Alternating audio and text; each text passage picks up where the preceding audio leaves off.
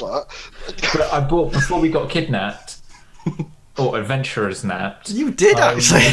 I bought tea leaves in a teapot, and it's That's gone. awesome. And it's no, it was your choice. You could have rescued that. That's the only thing you do is make tea. You took your sword instead. Maybe the monkey took it. I think he didn't Hengist stand in front of an approaching, was it a skeleton or a zombie or something, unarmed to save you, Gulliver? Yeah. Did, and you're dissing his tea making skills. Yeah. And don't forget when there was the crypt, I saved you. When there was that creature that came out of the crypt and pulled his arm for you. Yeah. I want to go down how many times one from the tea. I think we should start making notes of this. Anyway, hello. Save me. So. Hello and welcome to this week's exciting escapade into the world of Mithras, the Odes campaign. Mithras is a rule set based around the percentile dice. There's no class system. There's no classes or hit points or levels or anything like that. Everything is done on skills and action points, and also there's hit locations and hit points to specific locations. The party are currently on a caravan bound for somewhere, and they've just escaped a bandit camp or tower that was inhabited by not only some powerful bandits but also some Borkin, half like a wild boar but actually humanoid. Anyway, before I say anything more about a synopsis of the adventure, we will allow the players an opportunity to tell you who they are and their character they will be playing tonight, and we'll start off as always by going down there to Mr. Chugga. Hi guys, I'm Chugga. I play Gulliver, the apprentice sorcerer. He is a member of one of the four sorcery orders of Odis. His particular order is the Order of the Kraken, the Blue Order, which specializes in spells concerning teleportation, transportation, and communication. And I shall pass on to Longshanks EPG. Thanks, Chugs. You waited till I was yawning and then did it. You were yawning. Your record is 18 times in one session. I know. Shadowrun. Sorry, have you actually been counting? Yeah. I've envisioned that. No. You just went, oh. Yeah. It was a Shadowrun adventure, and I think they were both. I think Longshanks and Big were having a Yard off. See who could. Good grief. 18 to 11. Mentioning yawning, I need to yawn now. Hi guys, I'm Longshanks CPG, and tonight I'm playing the warrior Hengist. He is from another land, still kind of getting used to everything, trying to become a famous heroic warrior.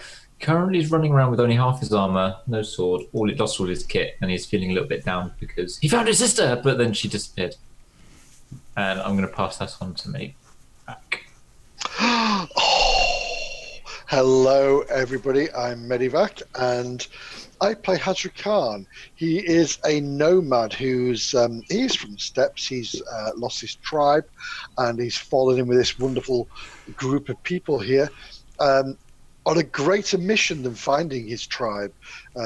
He's very relieved at the moment that he's free from the captors, which you will find out soon of what happened last week. He's now free, but the problem is he's naked apart from his weapons, and he's nappy. His little nappy patch, his loincloth. But he has nothing to fear because he knows that with his friends beside him, he can overcome almost anything. Oh. And with that, I shall pass it on to Mr. Pickles.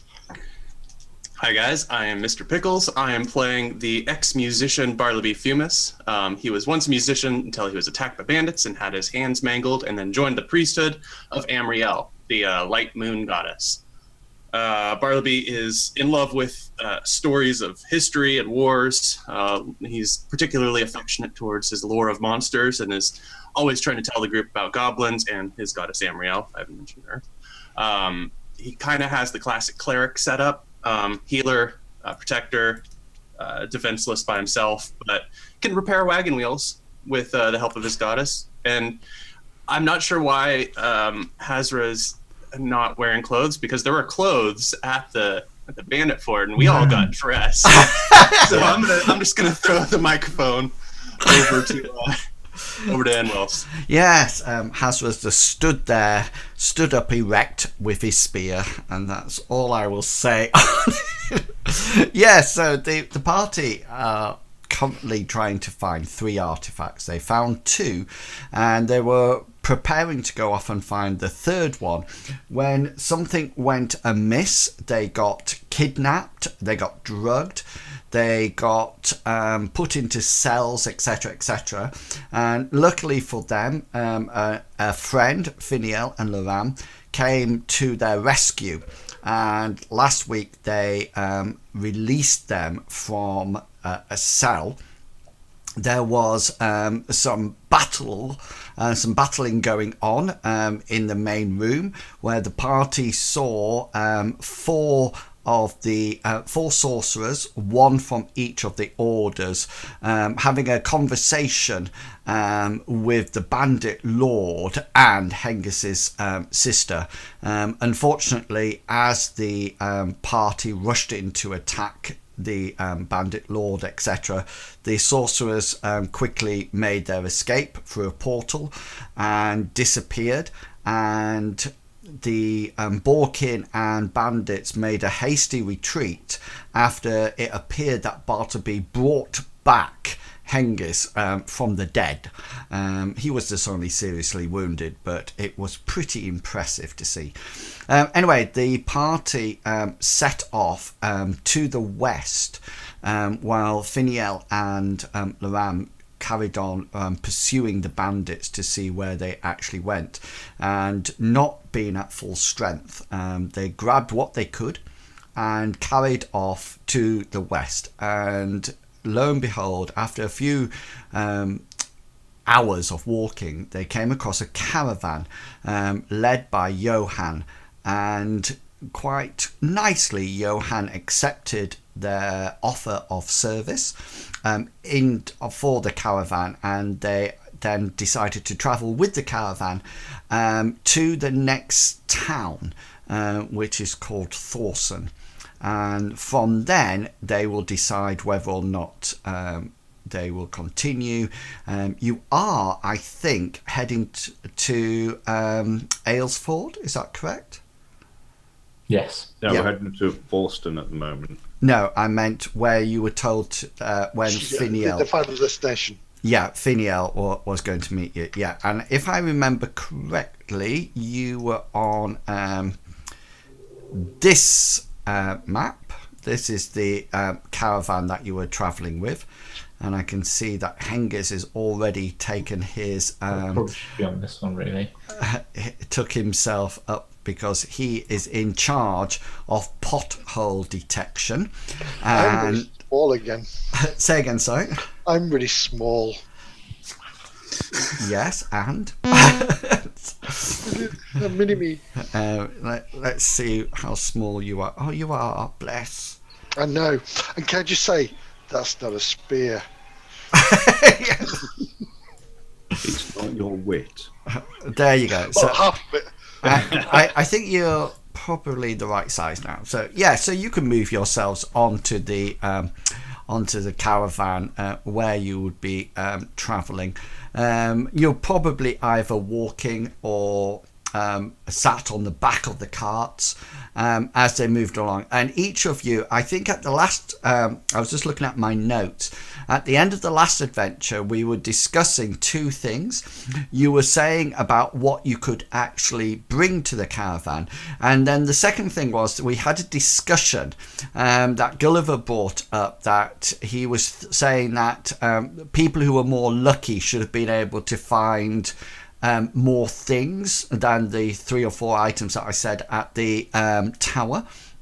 And so what I said that would happen is that while you're on the caravan, there might be the opportunity to find any other things that you actually require. Now, luck is actually based on power, and double your power is your willpower. Okay, so what we're going to use for that is that we're going to just use your willpower as a roll to sort of like talk about your luck. Now, I think I said that you were allowed 4 items, was that correct? Or 3 items at the tower? 4. 4. Okay then, so I am quite happy for you to ask for 3 more items that would be on the caravan. So, and then you will roll your willpower, and if you are successful, then they will be there. Okay, now before anybody goes off and decides on what going, obviously very personal items will not be available. So for example, if you have the funeral mask, that wouldn't be on here because it's something very personal. We're talking about general stuff, so Hasra, things like clothes for you, or padded linen, or weapons or things like that. No matter what, you will not be going naked for the rest of the journey. Okay, it's actually to say whether or not there's like you said, Hasra, whether or not there's padded linen there, which is one of your armor choices. Okay, so you've got 3 rolls that you can have. If you succeed, you can use luck. Luck is actually replenished now, so if you wish to use luck to alter the roll, to swap it round, or to roll it again, then that is completely up to you. If there's nothing that you wish to gain, then that's absolutely fine. You don't have to roll anything. We are taking from this point that you are clothed. Okay, you're not running around naked, and you've probably got things like you've got simple things like you don't need to roll for, say, a backpack, because that would be quite common. It's just any other items that you want to sort of like decide to roll on. Now, while you're thinking about that, because I know some of you would like to think about things, I would just quickly like to remind you also about the caravan that you're traveling on. Okay, so it is it's 4 sort of like carts, each with 2 horses at the front. It looks like it's it doesn't look like it's a rich caravan or an expensive caravan, and the things that are covered in the wagons, placed in the wagons and covered over, or being taken for trading in, are variety of trade goods like dyed textiles, herbs, tanned leather, and then forged metalwork such as plows, tools, swords, things like that. Remember, the lead caravan is driven by 2 men, Johan and then Utuk. Okay, and Utuk is the guy that looks quite big. He looks very much like Laram, tattooed, and hasn't said anything since you actually arrived. And the only other thing that I think you might remember is that Johann's a devout follower of Sinra, which is the goddess, the new human goddess of trade and commerce. And he's quite, if you remember, he's quite taken by Sinra, and he uses phrases like Sinra will guide your actions, and it is fortuitous that praise be to Sinra, so to speak, which is slightly against Bartleby's sort of like religion. Okay then. I do love his coin tossing of the heads I win, tails you lose. Yes, yeah, Yes. very much so. So, do you have some idea of the items you would like to see whether or not they're on the caravan to add back to your equipment list? Some idea, yes. Yeah. Okay then. So whoever would like to go first, I will. You can tell me what you want. I'll say yes or no, and then you can have a roll on it. I just wanted a backpack to put the coffer. And Oh yeah, that's absolutely fine. You can have a backpack. That's not a problem. Is there anything else that Gulliver wants? No, because chances are that they're not going to have an Order of the Kraken emblem or anything. No, like that. but they could have a cooking pot No. I'll, that you use as armor for your head. No, just a backpack. Okay then, just a backpack then. No armor. Okay then. Anybody else? Is the backpack free? Yeah, you can probably get. It's probably not it probably won't hold all 20 items, but it'll be some kind of carrying equipment. Out of the goodness of my heart, I will allow you to. As you say, carrying all these traps and things. And Yeah. I would like to go for 3 pieces of padded linen, if possible. Okay then. Yeah. Which 3 pieces would you like? Chest, left leg, left arm. For no reason whatsoever. I thought you were going to say head, chest, and abdomen, but obviously no. I've gone for the choice piece where I always get hit. Okay then. So chest. Right. So if you make 3 willpower rolls, and then whichever ones you gain correct, you can choose which one you want. So if you get 3 out of 3, you get them all. Whatever, right, so that's power times 2, so that's going to be 14. It should actually be on your sheet. Oh. The bottom one on standard skills, I think. Oh, fantastic. Thank you. Yeah. Yeah, 14. I'm not going to get these. Here we go. 1, 2, and 3. Okay, so that's 3 that you won't get, but do you wish to use any luck? No. No. If it's not there, it's not there. Okay So then. I'll just go around my loincloth. So currently on the caravan, there's not there. Anybody else? Hengist and Bartleby. Yes. Hengist would. The first thing he'd like to see is if they have some sort of one-handed straight sword. Okay, yeah, cool. Go for it. Roll away. Willpower. No. What is it with? You're slightly better than. Only margin. Yeah. Then the other bits he was going to ask for sort of like a backpack. You can have your backpack. Yeah. Anything else? Potentially some sort of trail rations. They will provide that in the. Okay. Yeah. Then he was going to. What was it? He was going to see if there was some form of armor. He probably won't be able to get steel armor that's equipped. I've lost where it was now. It was going to be. So it's the 2 arm pieces of armor. Okay then. I can't remember what it was. Right, so roll it first, and then we can. So there are tanned leather stuff on this, but so it'll probably be of that. Leather armor, that sort of like area, so either rigid or whatever. 1, No. 2. No. Okay, yes. Bartleby. Oh, sorry, Hengist. Do you want to use any? No. Okay, brilliant. Bartleby.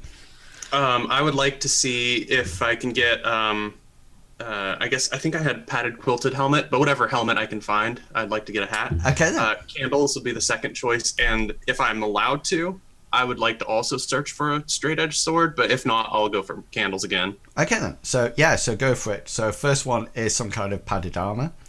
Okay, hold on. Key cat, you need to move. Oh. No, just come back. No, Key cat. That's so un-vegan. You can use luck to reverse that, which would be a success for your padded. I'm gonna pass on that. I'm just keep rolling. I'm gonna save my luck this time. So this one is a candle. No candles. And last one is a straight edge sword. No, nothing like that. Excellent.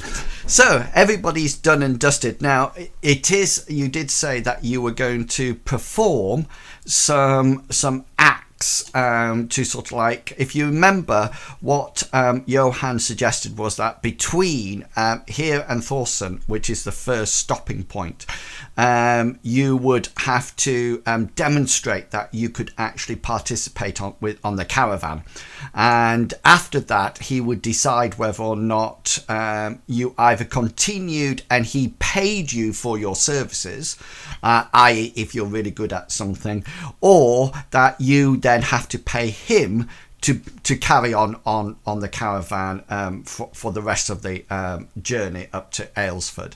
So this is still going from where you were picked up to Thorsen. And the way we're going to do this is that all we're going to do is just a simple dice roll to see whether or not you are any good at your chosen skill that you volunteered yourself to actually help. Yes, Hasra, sorry. I did mine at the end of the last session, and I got a formidable on my foraging. No, I don't think you did. Nobody saw this. I just went back and scrolled back. I saw it.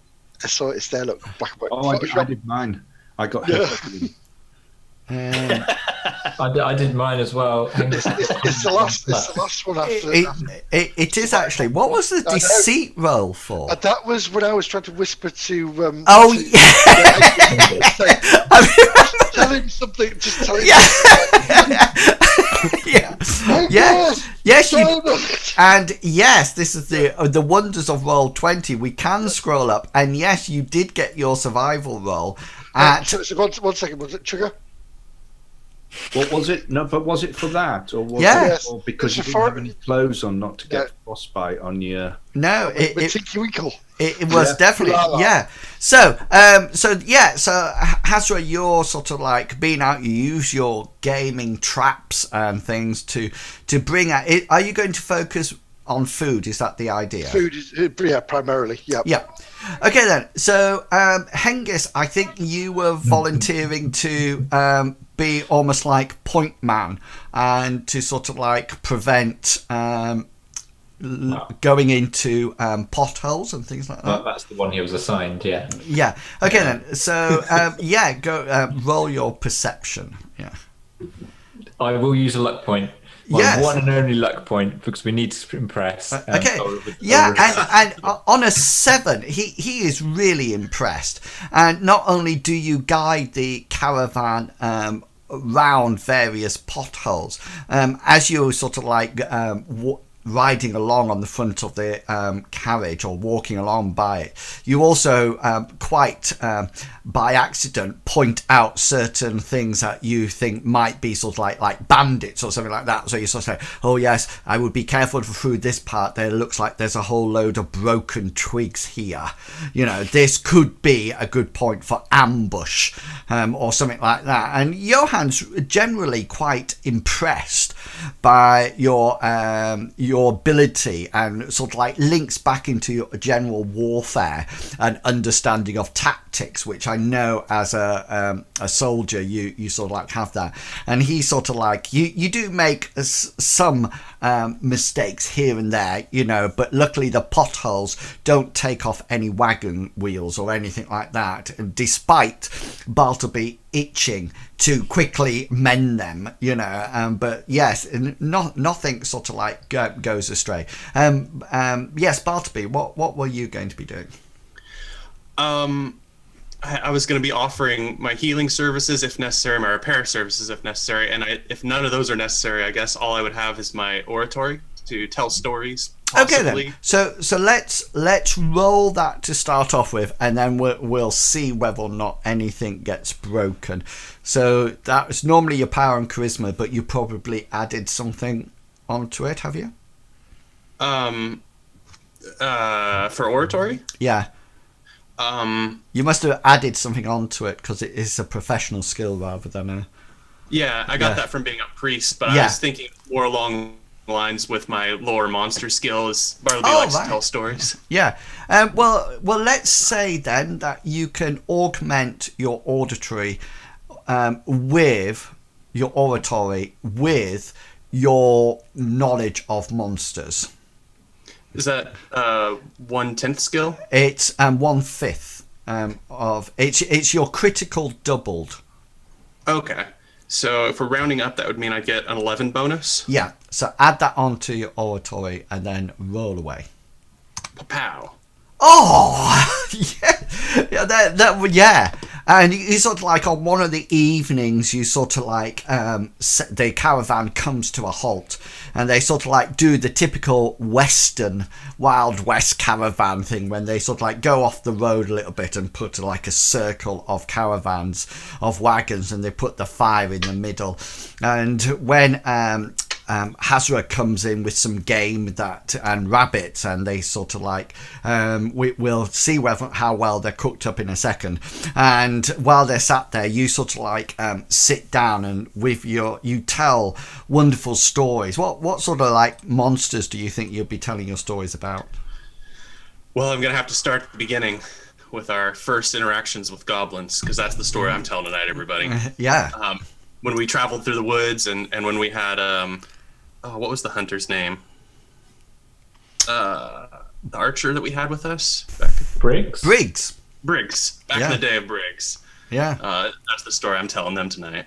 Oh, cool. Yeah, and so you regale the caravan and the rest of your party with stories that, bring back a tear in various people's eyes at various moments, and the tragic death of Ben, and then his suddenly reappearance, and of goblins and water goblins and sea goblins and flying goblins and goblins that can turn into virtually anything. Yeah, and everybody's really impressed. Do you have a musical skill? I do, actually, and I did save my lute. Yeah, but I haven't played in a long time.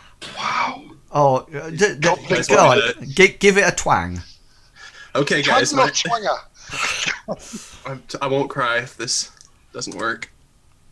Oh, yeah. And you even become somewhat bardic, and you sort of like manage to sort of like twang some chords out with your mangled hands. And although it's not that fantastic, it does sort of like bring the tear to some people's eyes, and sort of like add a further depth of tension to the stories. Yeah, and everybody's very impressed, and you sort of like see at the end there's sort of like there's a thunderous round of applause. And and then I think Gulliver was doing some cooking. Yes. Yeah. Okay then. So Gulliver doesn't have a cooking skill, doesn't he, as such? No, I was just going to cut up some bread and put a bit of cheese on it and hand it out to people. Okay then. So roll for me. Add your. So we'll think that you'll need some kind of knowledge. So you can use your intelligence for that, but you're also going to need some kind of dexterous skill to do it. So probably add your dexterity and your intelligence together, and then that could be the basis of the skill roll. So what's your dex plus intelligence? 26 in total. 26 in total. So roll away. Yes, and Gulliver actually manages to make something. Cheese on bread. Cheese on bread, but he actually manages to cook some of your game as well. And despite the bit of bone, and it may have been too pink in the middle, although Gulliver sort of like informs you that that's how to eat rabbit. Still nice and pink and running. And you sort of like you have a bit of tuft of fur. It's got an arrow in it still. Yeah. And you sort of like and Johan is really impressed with all your skills, and you sort of like almost like become part of the family of the caravan as it journeys onwards. And it's about 2 or 3 days before you come to the first town, which is Thorsen. And while you're doing that, on one of the evenings, you notice that Johan has a map out. and he sort of like shows you the map, and it's a very small map, a very purposeful map, but I'm going to show you it now. It's quite big, but I've just highlighted the bit that you can see. Okay, so people on the stream will be able to see more, but this is basically what you can actually see at the moment. Can you see that? Yes. Yeah? Yeah. It should be right up at the top. Now, two things. I'm going to reveal a little bit more to you in a second.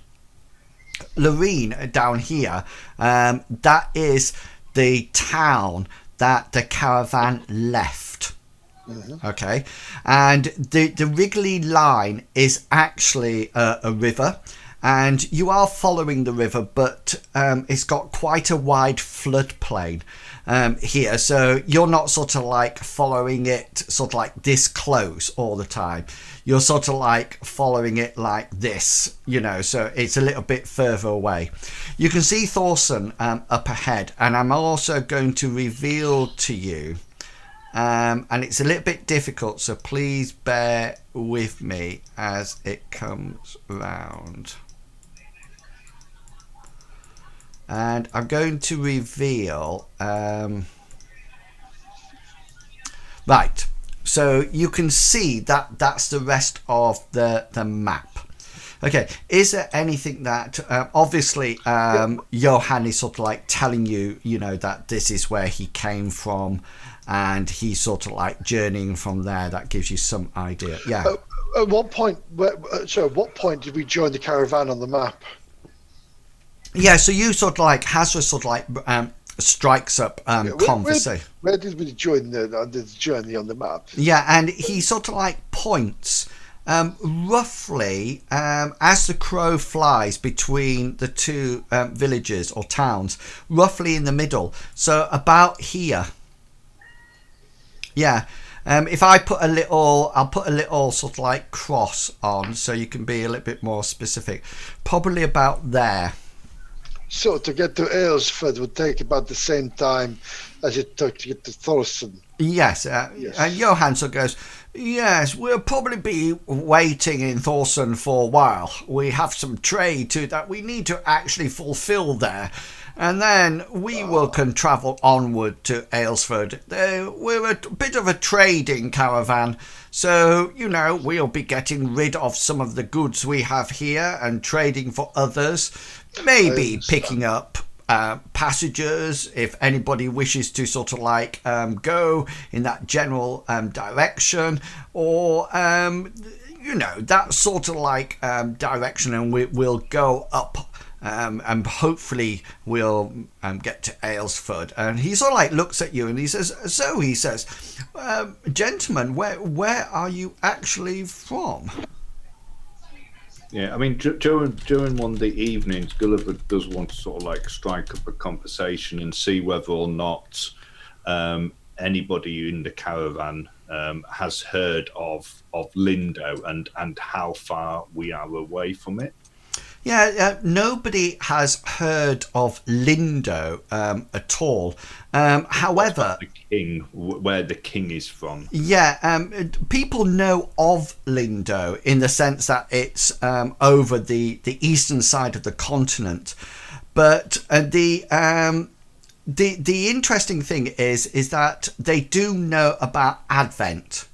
And it is, they have heard of Advent, and they said that is way south from where you are now. And to give you an idea, okay, I'm going to reveal roughly where on the map you were. Okay, so let me just do this. Now you might have to move the map a bit to see it.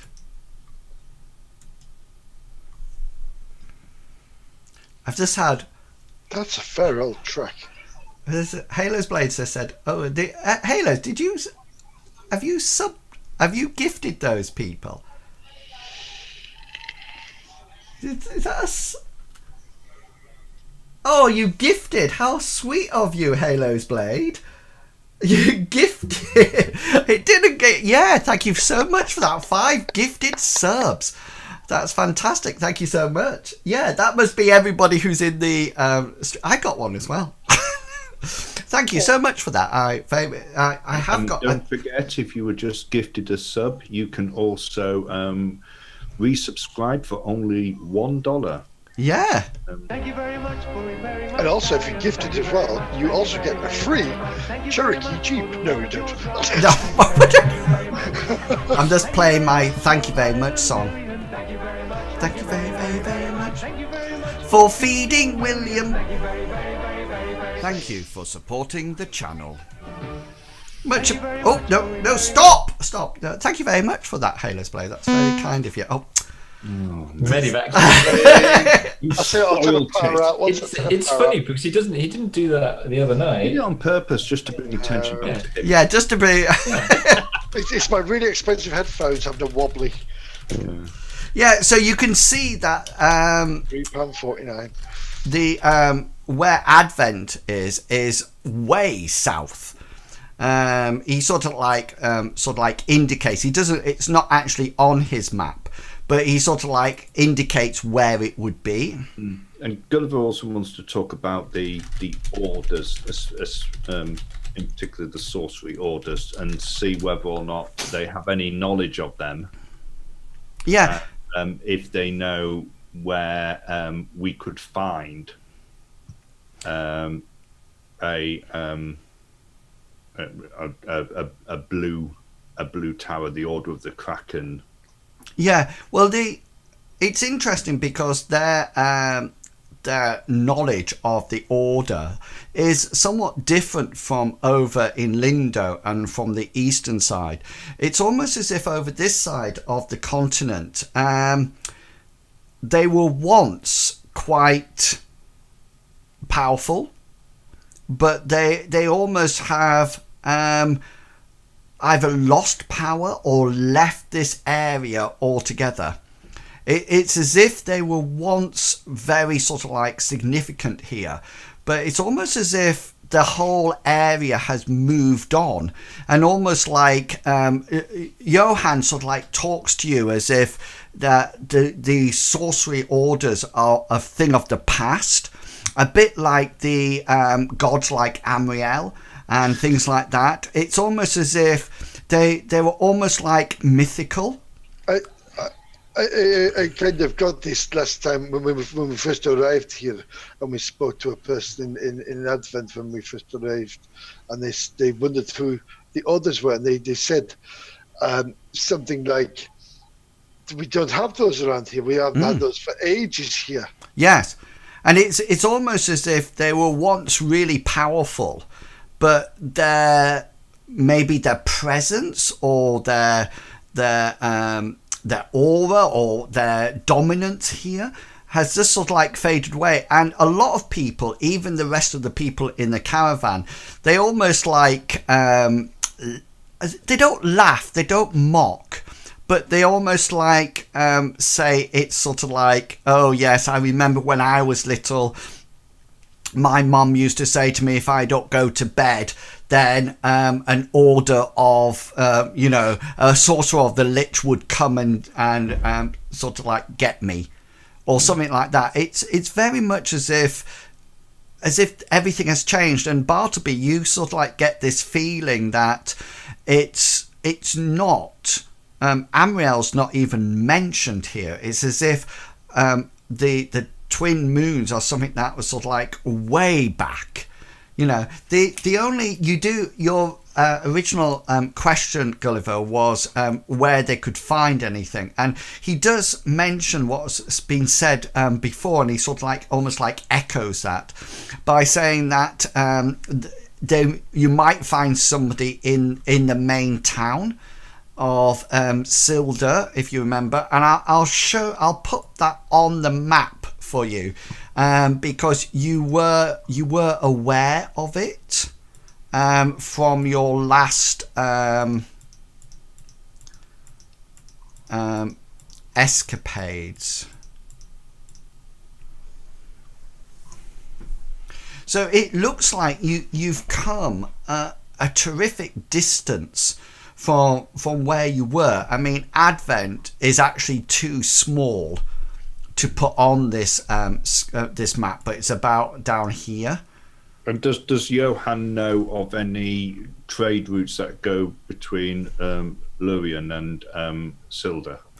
No, he says the trade route that you're on now goes to Sarchen further down, and then Naren further down from there, and then the river, because it's following the river. The river used to be almost like the main thoroughfare, and now, I mean, he talks about it being a lot smaller than what it used to be, and the various pollution on it.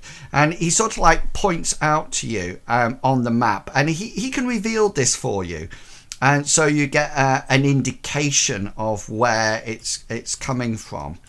And you can ask him about any other place. Oh, hang on, I need to put that name on.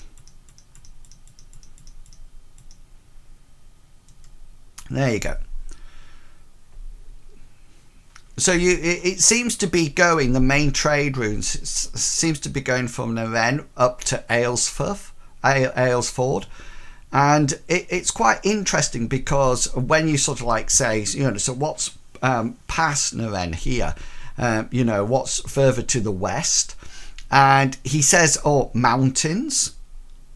But through the mountains actually goes to a place called Norport. And these words literally mean nothing to you. It's not. I'll put it on for you because he can tell you. Gulliver wants to ask whether or not Norport is a coastal town. Yes, it is, and you'll see it in a second. There you go. So that Norport is actually on the complete west side of the continent. If anybody rolls roll a history roll, Bartleby. Absolutely. Pow. Yeah, you've heard of Norport. It is a very well trading port, and it's where a lot of goods tend to come in. If you remember beforehand, people don't tend to walk across Odess. They tend to go around the base of it and come up. And you know from your history that there's two major ports along this side of Odess. One's Norport, and there's another one below it called Westport. And it's Westport that the river comes in to Silda, if that makes sense. Yeah. Yeah, and the final thing that Gulliver wants to ask whilst sat round the campfire one night is if they've ever heard of the name of Fladnag. No, it's interesting. Johan sort of like goes, is that some strange language that I haven't heard of before? Gulliver said, no, it's a person's name. And he sort of like looks round, and he looks at Utak, and he sort of like just sort of like shakes his head. And interesting, throughout all this, Utak hasn't voiced a word at all. He's done a lot of gesturing and nodding and pointing and frowning. He very rarely smiles, but you don't think he's even sort of like opened his mouth to talk. And a lot of the time he's just sort of like takes the food up to his mouth and then almost like pushes it into his lips.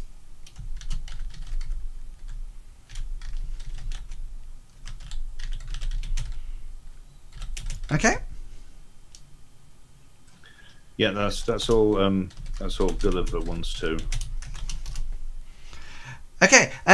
There is one question that Johan asks you all, and he's he's interested about where you have come from.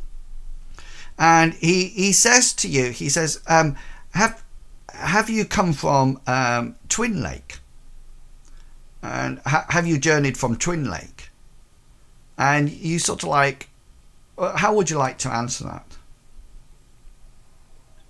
As far as Gulliver goes, he's going to say no. I mean, we haven't come from Twin Lake. We were from down south, but not from. He sort of like looks a bit puzzled, and he sort of like says, "You are a long way from down south. How did you come to these parts?"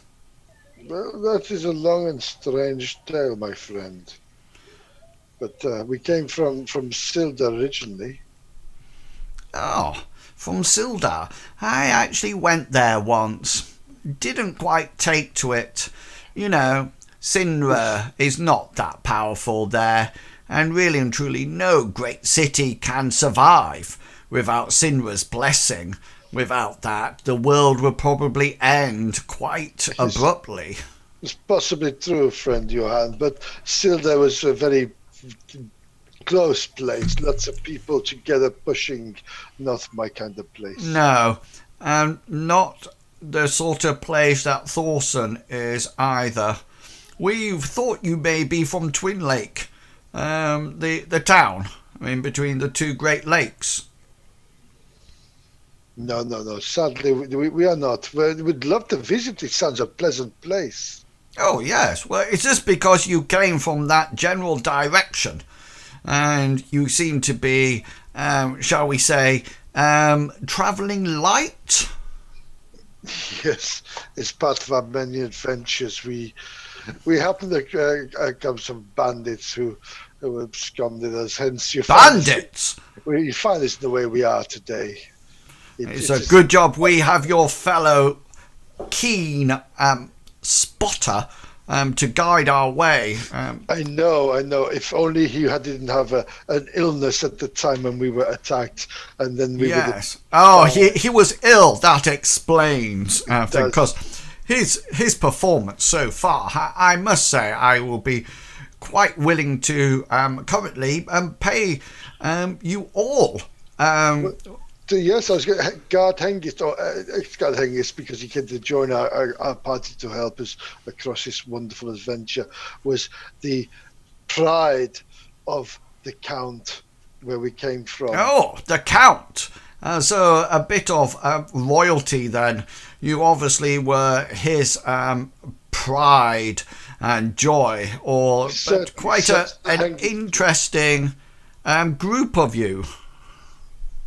Your accent is something that I'm not too sure I can place. But to be fair, my friend Johan, I'm from the steppes. I misplaced. Well, I didn't misplace. I wandered away from my tribe, and when I went back to them, they had already gone. The grey ghosts. You may not have heard of them because nobody has. We move across the steppes like ghosts. Oh, is that sort of like in North Vale then?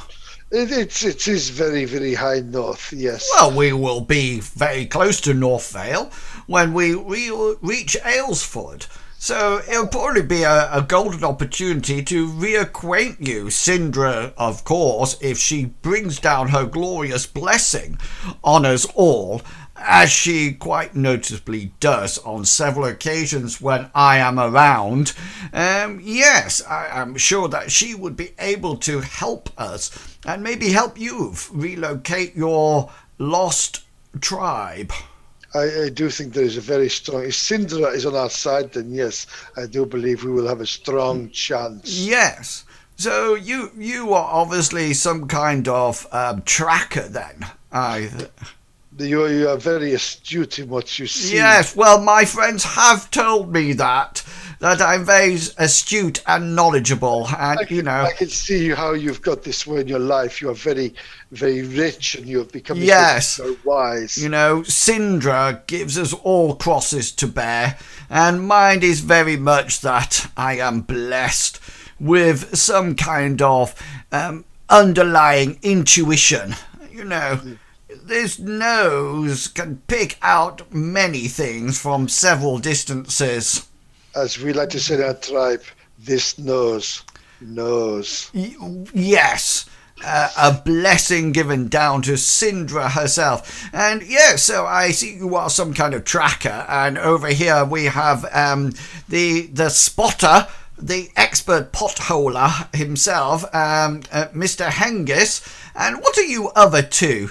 Pray, how do you group together? How did you become? Are you related in some way, you two?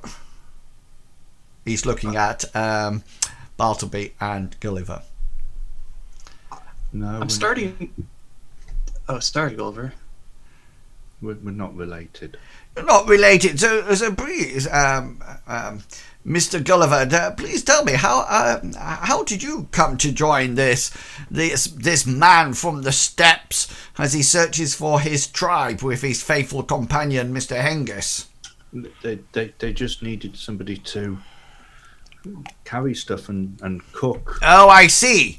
And he sort of like leans into you, Hasra, and says, "Hired help, I see. Yes, very good. Sorry, I didn't realise that you and Mr. Hengist were of such high stature. I'm quite honoured to have you in my caravan. Obviously, you have significant, shall we say, resources to your name." Can I say, Mr. Johan, we are just simple people who... Yes, and even simple people need some form of hierarchy, I find. Yes, so obviously the gingerhead guy here, Mr. Gulliver, is very much hired help. And what of you, Mr. Bartleby? You can weave quite a lyrical tale, I've noticed. Pray, what is your participation with this group? Well, I'm starting to think, no offense, but you're not really listening to the stories I tell. Oh, I've listened. I remember. There was definitely some goblins and more goblins and several goblins, if I remember correctly. Yes, I'm chronicling the journey of my fellows. Oh, wow. Do you know, we haven't had a bard in this area of Odessa for some time. The people at Thorsen will be grateful to hear more of your stories. And I must say, although you surprised me somewhat, how deftly you could actually pluck those strings of yours. I did think, and he sort of like glances down at your hands. Yes, you can probably guess the rest. Most unfortunate accident, I see. Yes, yes. So, is your black arm uncovered, Mr. Hasra? Yes, it is, because I have nothing on my arm. Yeah, and he sort of like says... Right up to the shoulder. So he sort of like looks at it and he says, "So is that part of your tribal custom to tattoo or paint your arm black?" To be perfectly honest... please be honest. We are friends here. I'm always honest. We never tell anything other but honesty in my tribe. I had an unfortunate accident with something that we were looking for, a mystical object that turned out to be something different. It was just fire, pop, and it exploded in my hand. And I understand completely. There are some still remnants or relics of the age gone by still around this area. You know, you should take Sinra's blessing with you. And, you know, I might have something that could help you. Maybe, you know, ward off some of this rather distasteful mystical energy that might be lingering from the olden and, shall I say, forgotten days. Is this from the previous wars with the Sorcerer? From the Sorcerer? From the tower, the one in the tower. Oh, no. I am not familiar with that story at all. Please, Mr. Bartleby, please regale us with the story. People, Mr. Bartleby is going to regale us once more, this time about the story of the Sorcerer in the tower. and everybody sort of like comes back and sort of like sucking the bits of meat off the bones and becomes very attentive. Well, it's a little bit of a misnamed story because our adventure in the Tower of the Sorcerer had no sorcerer. Instead, it had a giant rock lizard, which I saw. Oh my Gulliver. God! A rock lizard! How did you overcome it? All three of them did, as I watched from a distance, Including petrified. including the cutlery boy. He's 1/3 of the battle. Oh my! He was very lucky because one of our other companions, who sadly is not here today, was snatched from the ground by this thing, wasn't it? Oh. Bartleby, and its head was taken. Oh, there's an audible gasp as there's sort of like some talk about heads being taken, and it's like, and the mere kitchen boy, being involved in that, and people sort of like talk, whisper to each other, and sort of like nod at Gulliver. You almost like just make some perception rolls, all four of you. Getting that reputation up. Does it? I got excited then. I thought Hengist had made one, but then I noticed that it had moved up before I caught it. Hengist got a tick on perception. I don't mind. Do you wish to? Does anybody wish to look any of their rolls? No, I'm fine, thank you. No, I can't. No, okay. So Bartleby and Hasra, you hear various sort of like whispers and sort of like agreements about how fantastic you all must be, and how wonderful Bartleby must be to be able to record or even remember these exploits that you've sort of like participated in. And Johan sort of like at the end of your story, of course, Mr. Bartleby, he sort of like says, oh, I think there will definitely be need for you to regale the people at Hog's Trotters when you arrive at Thorsen. Yes, on second thoughts, maybe wait till Aylesford.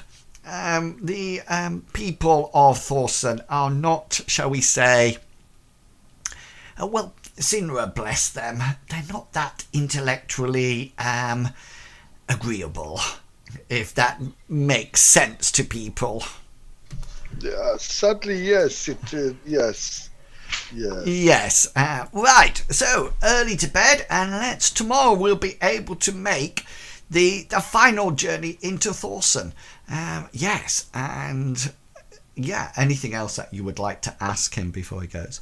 Well, before we go to bed, I'm going to set some more traps for food for the morning, if Cool. possible. Yeah, so roll your survival skills. With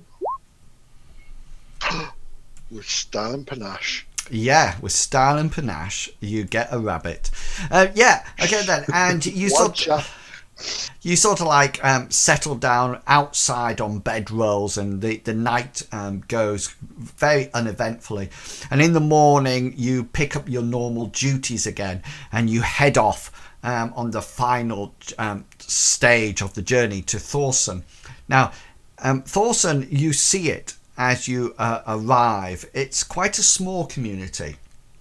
You figure somewhere about 200 inhabitants. It's not massive. There's some kind of, it's very sort of like almost like a cluster village, and in the cluster there's almost like it's sort of like surrounded by a crude wooden palisade.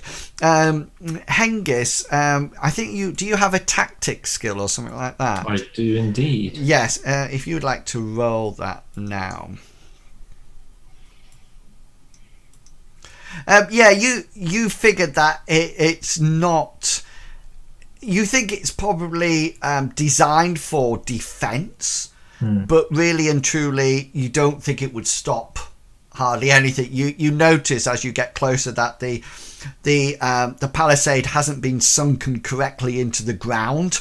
It's almost as if it's just sort of like been tiny little holes being dug and sort of like packed round, and you notice in certain places that it's actually not at 90 degrees, it's actually probably about 80 inward, So probably more sort of like for keeping animals in or out. Yeah, well, you think you think it's probably was for defence. It's tall enough for being defence. You just don't think it's probably be erected by soldiers, so to speak. Thorsen is very much like a cluster village. So it sort of like has it's sort of like central part is in the middle of the road. But as you approach it, you see little hamlets, little sort of like farms, sort of like dotted around, and of course they become more and more sparse the further you get away from almost like the nebula at the centre. And as you approach, you notice that there's quite a cluster of buildings there. You notice that there's probably some kind of smithy there, because you can see smoke rising, and as you approach the town, you can sort of like hear the hammering of steel, and there's various shops, butchers, but you suddenly realise as you get closer, before you even pass what could possibly only be called a series of probably tree trunks that are slid across to form some kind of gate. There's no hinges or anything like that. It just looks like these bars are put there, and then that's it.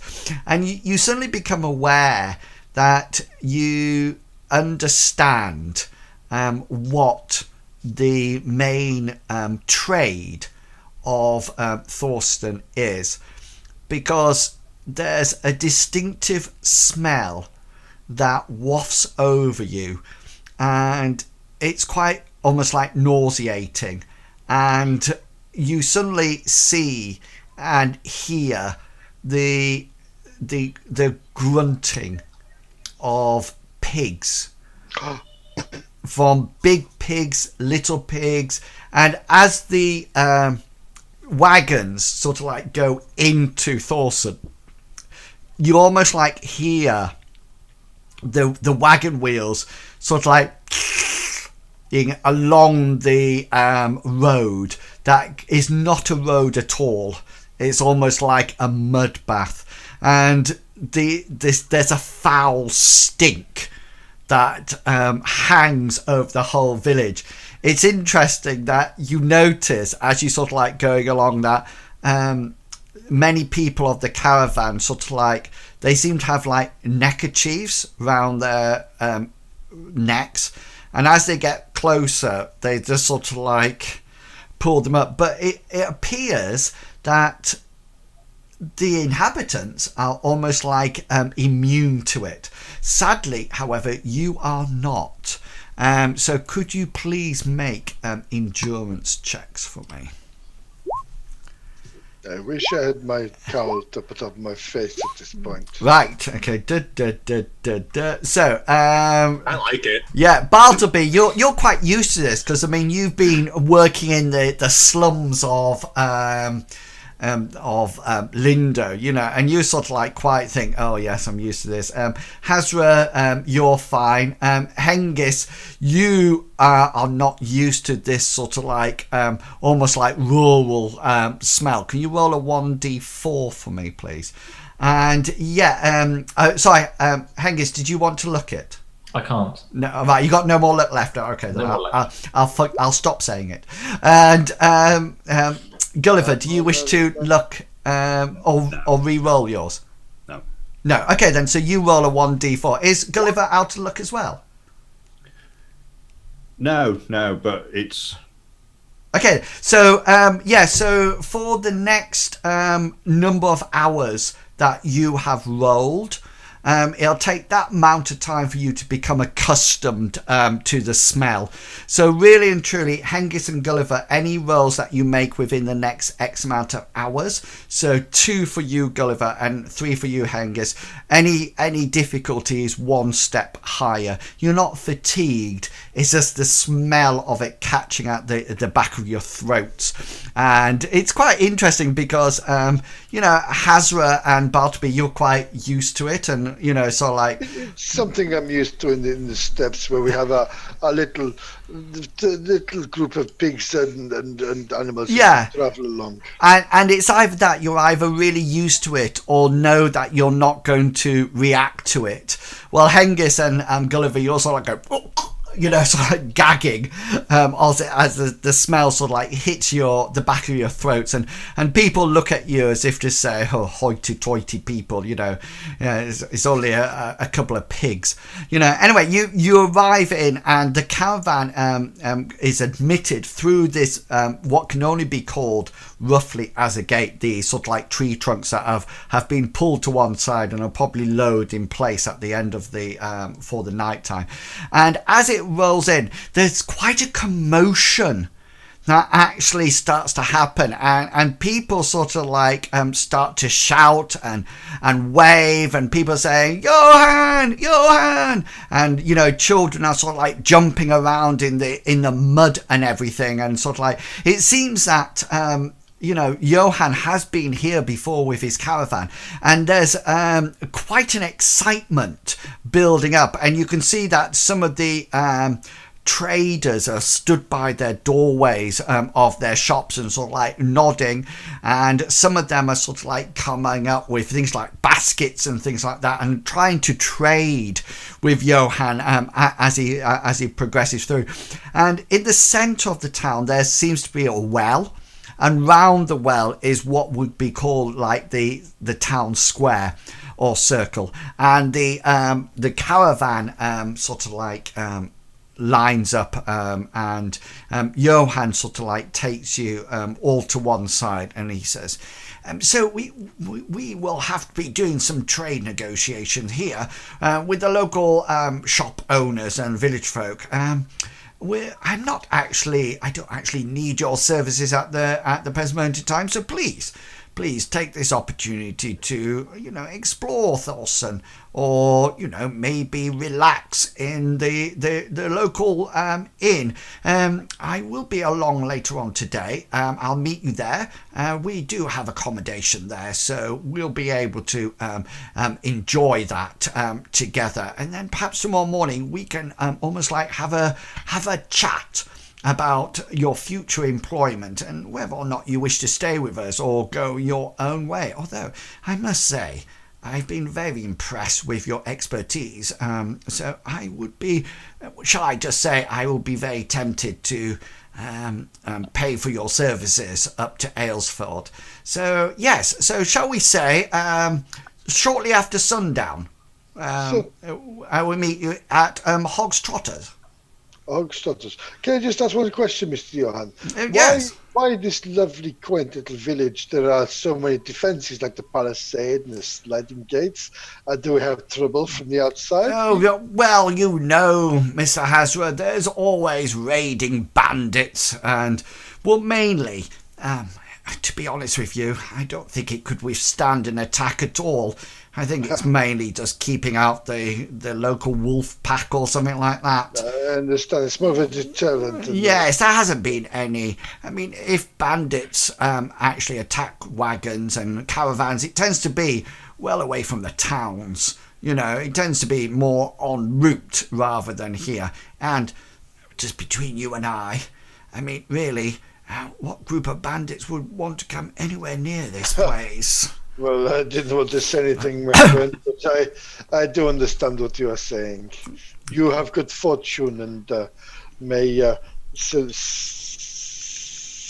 shine upon you. Oh, yes, and Sinra's grace cascade onto you in bountiful love. Yes, and if you would like to have a chat about Sinra, in the tonight, then I'm sure we can accommodate that over a nice drink of ale or mead or whatever's being served at the Hog. That's how he talks about Hog's Trotters. I can certainly say if you are providing, sir, I will quite happily sit and listen. Oh, yes. Oh, and just before you go, gentlemen, and he sort of like opens a coin purse, and he sort of like gives you 1 silver piece, and he sort of like hands it round, and he goes to give it to Gulliver, and he says, "Is it all right to pay the..."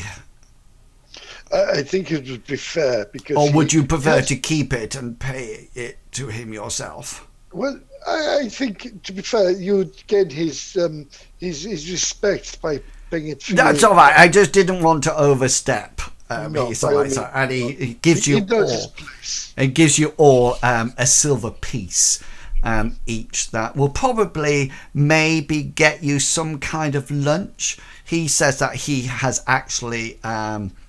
He will be paying for the lodgings on the night, so that doesn't need to come out. Yeah, so each of you are at... You have the whole of Thorsen at your disposal. You can either set off separately, or you can go in pairs, or as a group. It's completely up to you. So, yeah, what would you like to do?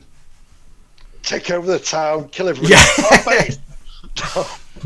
And Gulliver wants to start off by walking around the town, familiarising himself, and basically get as much information, probably using his streetwise skill of the different areas, whether or not there's any magic users about, sorcerers about. Okay.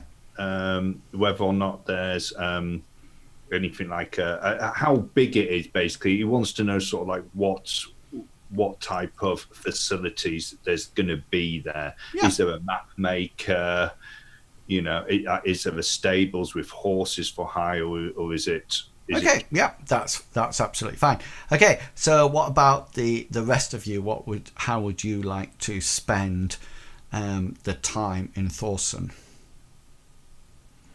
I want to find the candle maker if there is one, and since I can't afford to buy any, I just want to go watch candles be made. Yeah, so there's probably a butcher, a baker. So there should be a candlestick maker somewhere. Oh yeah, we're gonna go watch some candles be made. So Gulliver goes off to sort of like wade through the mud and see what's round about. You can head off Bartleby and find the candlestick maker. Yeah, Hengist and Hasra. Do you wish to go together or separately? And what would you like to get yourself up to? Friend Hengist, what would you like to do now we are here? I was going to say muted. No, it's muted. Hengist will probably go just head to the tavern and find a quiet spot in there and sort of like just continue brooding about the situation that he found himself in, because he's quite sort of shaken that down in the dumps, because obviously he's spent all this time trying to find his sister. Finally Caesar gets really excited, and now is kind of like, well, I don't know what to do now. Okay, cool. And he says to Hasra, says, you're welcome to join me for a drink if you want. Yes, well, the Hasra will take stock of the situation, look around, make sure we are fine and safe, and he will go with Mr. Hengist, and he will be a shoulder to lean on for the moment, because he understands the loss of a loved one and how hard that can cut inside you, and the deep morale loss you can have. Okay, so Gulliver's heading off to survey the town. Bartleby's heading off to find the candle maker and just to sit and watch and think candle thoughts. And Hengist and Hasra heading off to the Hog Tavern, Hog's Trotters, to get drunk. Maybe not with a silver piece, but you know, maybe. Yeah. Okay then. So what's going to happen? Just to let you know, is that there's a scenario for each of you. Okay, so what we're going to do, we're not going to go to one person and play out the whole scenario. What we're going to do is that I'm going to go to each person and tell you the beginning of the scenario, and then we'll have a break. Okay, and then you'll be able to then go on and see what happens next. What we'll do is that we'll keep coming round in that circle and play a bit of your scenario, then move on to the next person's. Does that make sense to everyone? Yes. Yeah. Yes. Okay then. So let's start with Hasra and Hengist, and you sort of like head over to Hog's Trotters, and it looks quite a very small. It actually looks worse than the Wild Wyvern. In sort of like, it looks a bit like the one. Can you remember the one that you came in when you came into Advent? There was one that there was lots of fighting in. Yes. It looks something like that, and you're almost like amazed that there's quite a lot of people outside jeering and shouting, and they seem to have coins in their fingers, and they seem to be waving them about, and you sort of like get closer and closer, and you notice that stood at the Hog Trotter's tavern door is obviously the innkeeper, the barn person, and he sort of like has a what was considerably been a white apron at some point in the last 50 years. You can see on it there's various blood stains and blackness and grease and things like that, and he's using the end of it to sort of like dry out a pewter tankard, you know, and he sort of like looks at it, and then he gobs into it and then does it again, and then he sort of like hands it as what appears to be a barmaid comes by with a tray, and he sort of like puts it on, and you hear him say, "That's clean," and she sort of like goes off there. And as you get closer over to your right, there seems to be this huge group of people, and out of pure interest you sort of like wondering what's actually going on here, and you sort of like manage to get your way to the front of the crowd, and there's obviously one man that seems to be taking bids and sort of like having the exchange of money, and there seems to be some kind of gambling going on, and there's what appears to be this huge pig. And when I say huge pig, it's literally, you notice that it's sort of like, it's very hard to see where its legs are because it's stood in mud, and you think its trotters are sort of like in the mud, but the mud goes right the way up to its sort of like its belly, and it must be about this across its back. It's absolutely huge, and it's currently chomping away, which appears to be what they look like, turnips, and it's chomping away at it, and there's all this shouting around it, and it's just sort of like slowly crunching on these turnips, and the guy with the silver coins sort of like puts his hands down like that, and everybody sort of like settles down, and he says, "So today, who will be the challenger for lumping the hefting?" And everybody sort of like jeers, and he says, "And here is the man to beat, Nevis the blacksmith." And this huge, massive man comes on. His muscles look like boulders, and his fingers are the size of like small crowbars, you know, and he just sort of like comes up, and he has his sort of like his breeches on that are sort of like just underneath his sternum, you know, and he sort of like has these boots on, and he's sort of like flexing like this. I know, just imagine, you know, he's flexing like this, and he looks slightly lacking in the intelligence description, but attribute.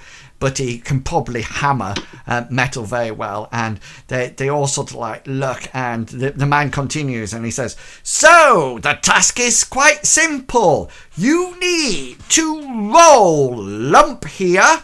And he points down to the giant pig, who's sort of like, here's lump, goes like that, looks around for a while, and then sort of like goes back to eating its turnips. "You need to roll lump here to the far side of the pen and back, and the person who does it in the quickest time will win the whole betting pool."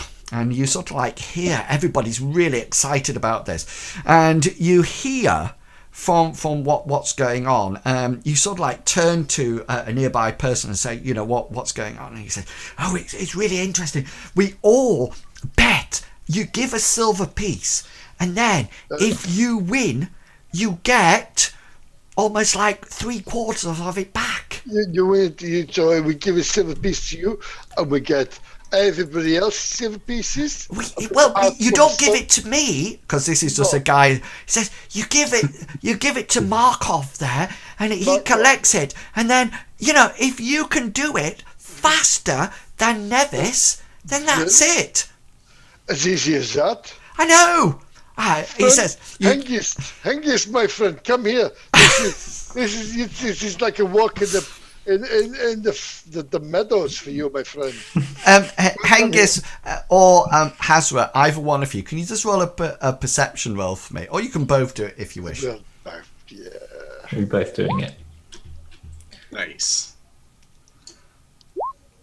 I got 3 6 this time. Yes! So you both sort of like look. There seems to be somebody sort of like accepting the challenge, and you see the guy seems to have like a wooden bowl, and the amount of silver pieces that are going in there, you think there must be near on 30 to maybe 50 silver pieces going in there. And the idea is that if you win, the person who sort of like people are voting on, if that person wins, then they beat Nevis, then you get 3/4 of the coins, and there seems to be a betting racket as well, in the sense that you get double your coinage back if you win or something like that. But the main pot seems to be split with the people who are organising it and the winner. And you suddenly both sort of like sit here, with holding your one silver piece. We can have 2 goes at this. Yeah, and we'll leave you there looking at Lump, sat chewing his turnips. And we're coming across to you, Bartleby, and you're sort of like walking through the sloppy mud, getting your boots rather dirty and smelling. But you're used to this. You walk around and feed the poor and the people with leprosy all the time. You just don't shake their hands, because that might come off in your hand with it. So you sort of like walking along, and all of a sudden you notice across the mudslide there seems to be a bent over withen crone of a woman. She seems to be walking down the street, and she doesn't seem to be going up to people. People seem to be coming up to her, and they seem to be asking something and handing over a silver coin, and then she's either giving them something or saying something, and they're walking away either extremely happy or rather forlorn looking. And as you're watching her, she sort of like crosses over to your side of the street, and just roll for me a perception roll. Absolutely.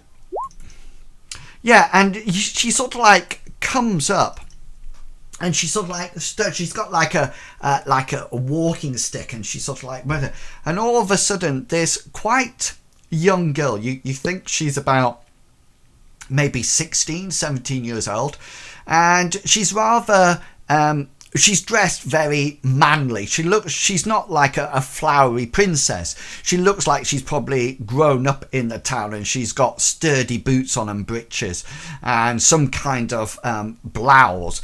And she sort of like goes up to this woman, and she says, she sort of like bends really close down, and you hear this conversation going on. And the young girl says, Zuna. And the old woman turns around and says, "For a silver piece, I will reveal the fate as the spirit sees it. For 2 silver pieces, I brew you a potion of good fortune." And the girl sort of like messes about in a coin purse and brings out a full a shiny sort of like silver piece, and sort of like gives it to Zuna. And Zuna seems to have she has very wild hair. It's grey and straggly.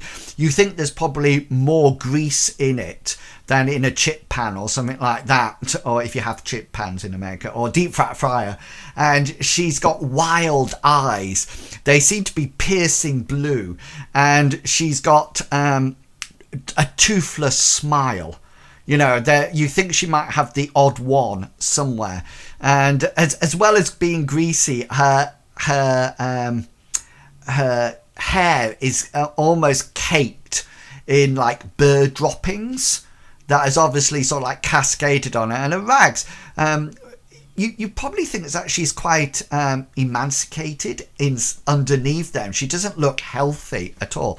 And the girl says, "Oh, please, Zuna, tell me, does he really love me? Does he?" And she says, "Oh, child, you please tell me you do not speak of the candlestick maker's son, Bert." "Oh, yes, Bert, tell me, does he really love me?" And she sort of like takes a silver piece and grabs her hand with her gnarled fingers, and she sort of like gets it really close and traces her fingers off it. And you notice a bit of snot drips off her nose into the girl's hand, but she doesn't flinch or anything.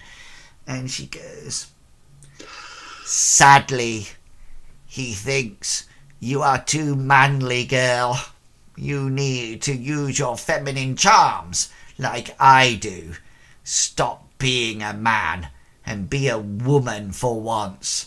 And the young girl sort of like is taken quite back from this, and you see her go, but "Oh, go away, girl," she says, and she sort of like gestures away with her finger, and the girl sort of like bursts into tears and sort of like dashes off, and she sort of like continues, and she stops just in front of you and Bartleby, and she says, "Ah, a silver coin to reveal your fate as the spirit sees it.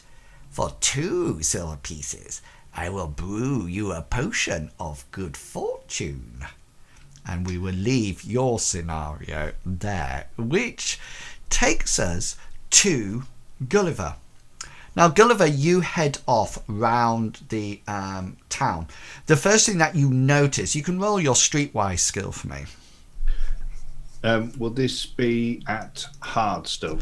Yes, it's one level difficult, more difficult, yeah. 2 hours haven't passed yet.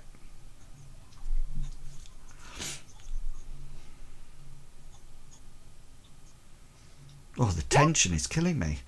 Okay, do you wish to look it? Yeah, sorry, I was having a look to see what I got. Yeah, I'll roll it again. Okay. Cool. So yeah, there doesn't seem to be any sort of like demarcation around the village. There seems to be sort of like accommodation is next to trading shops, and everybody seems to be roughly of the same social status, i.e. low.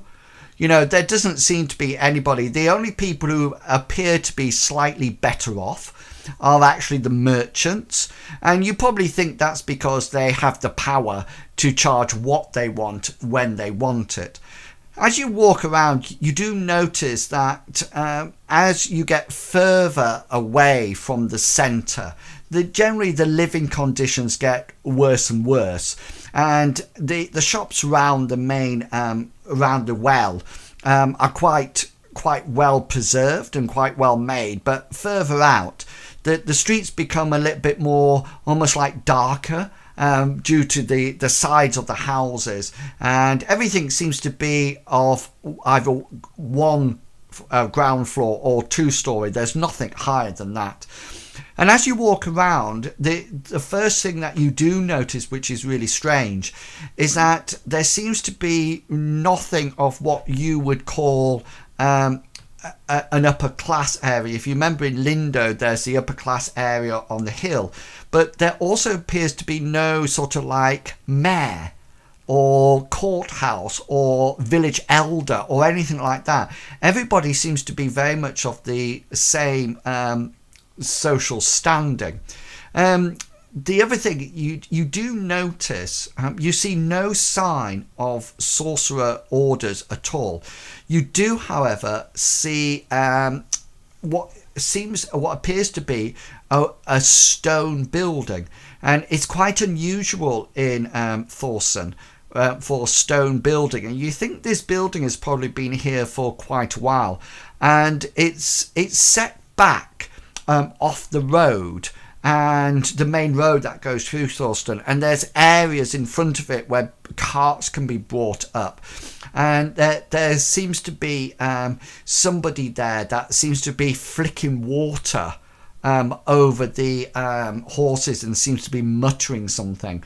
And you eventually, from passers-by talking, you see it seems some kind of shrine to the goddess Sindra, and it seems to be where the wagons and people and merchants gain a blessing for the day's interaction and trading. And it's while you're there that you're approached by a young woman. It's not the same woman that I described that came up to Zuna beforehand. She seems to be she's acting furtively. She almost like looks like she's hiding from something, and she keeps sort of like looking around, and you notice that she has a headscarf on that she's holding here tightly around her face. And you look at her and you think she's about 14 or 15, and she almost seems as if she's followed you. And while you're looking at Sinra's sort of like blessing, she seems to gather up the courage to come along and talk to you. And as you she approaches you, she seems to have second thoughts, and then also she just marches straight up to you. Yeah, about 14 or 15, extremely pretty, looks completely out of place in Thorsen, completely out of place. She's dressed quite manly with breeches, but you notice that her skin is very well oiled and polished, and she has lovely sort of like dark brown eyes, and she seems to have like auburn hair, but she doesn't smell. Well, she does smell, but it smells more of roses rather than pig sty. And she comes up to you, and she sort of like talks very, very quietly to you, and she says, "You came in with Johan on Johan's caravan, yes?" Yes. Yes. Well, my name's Darla, and I was wondering if you're travelling to Aylesford, whether or not I would be able to come with you. Well, we don't know whether or not we are going to Aylesford. Well, if possible, even if you are staying here in Thorsen, it would be I would be very grateful if you could put in a word with Johan. I have money to pay for my passage, and also I can cook and clean and actually sew as well. I can certainly have a word with him, although he probably won't listen to me because I'm just a hired help. Well, maybe I could come with you and be alongside with you, because you see, I want to tell you something. My father plans to marry me off to a swineherder called Brock. Yes, I will inherit. I will inherit 20 sows when I marry her.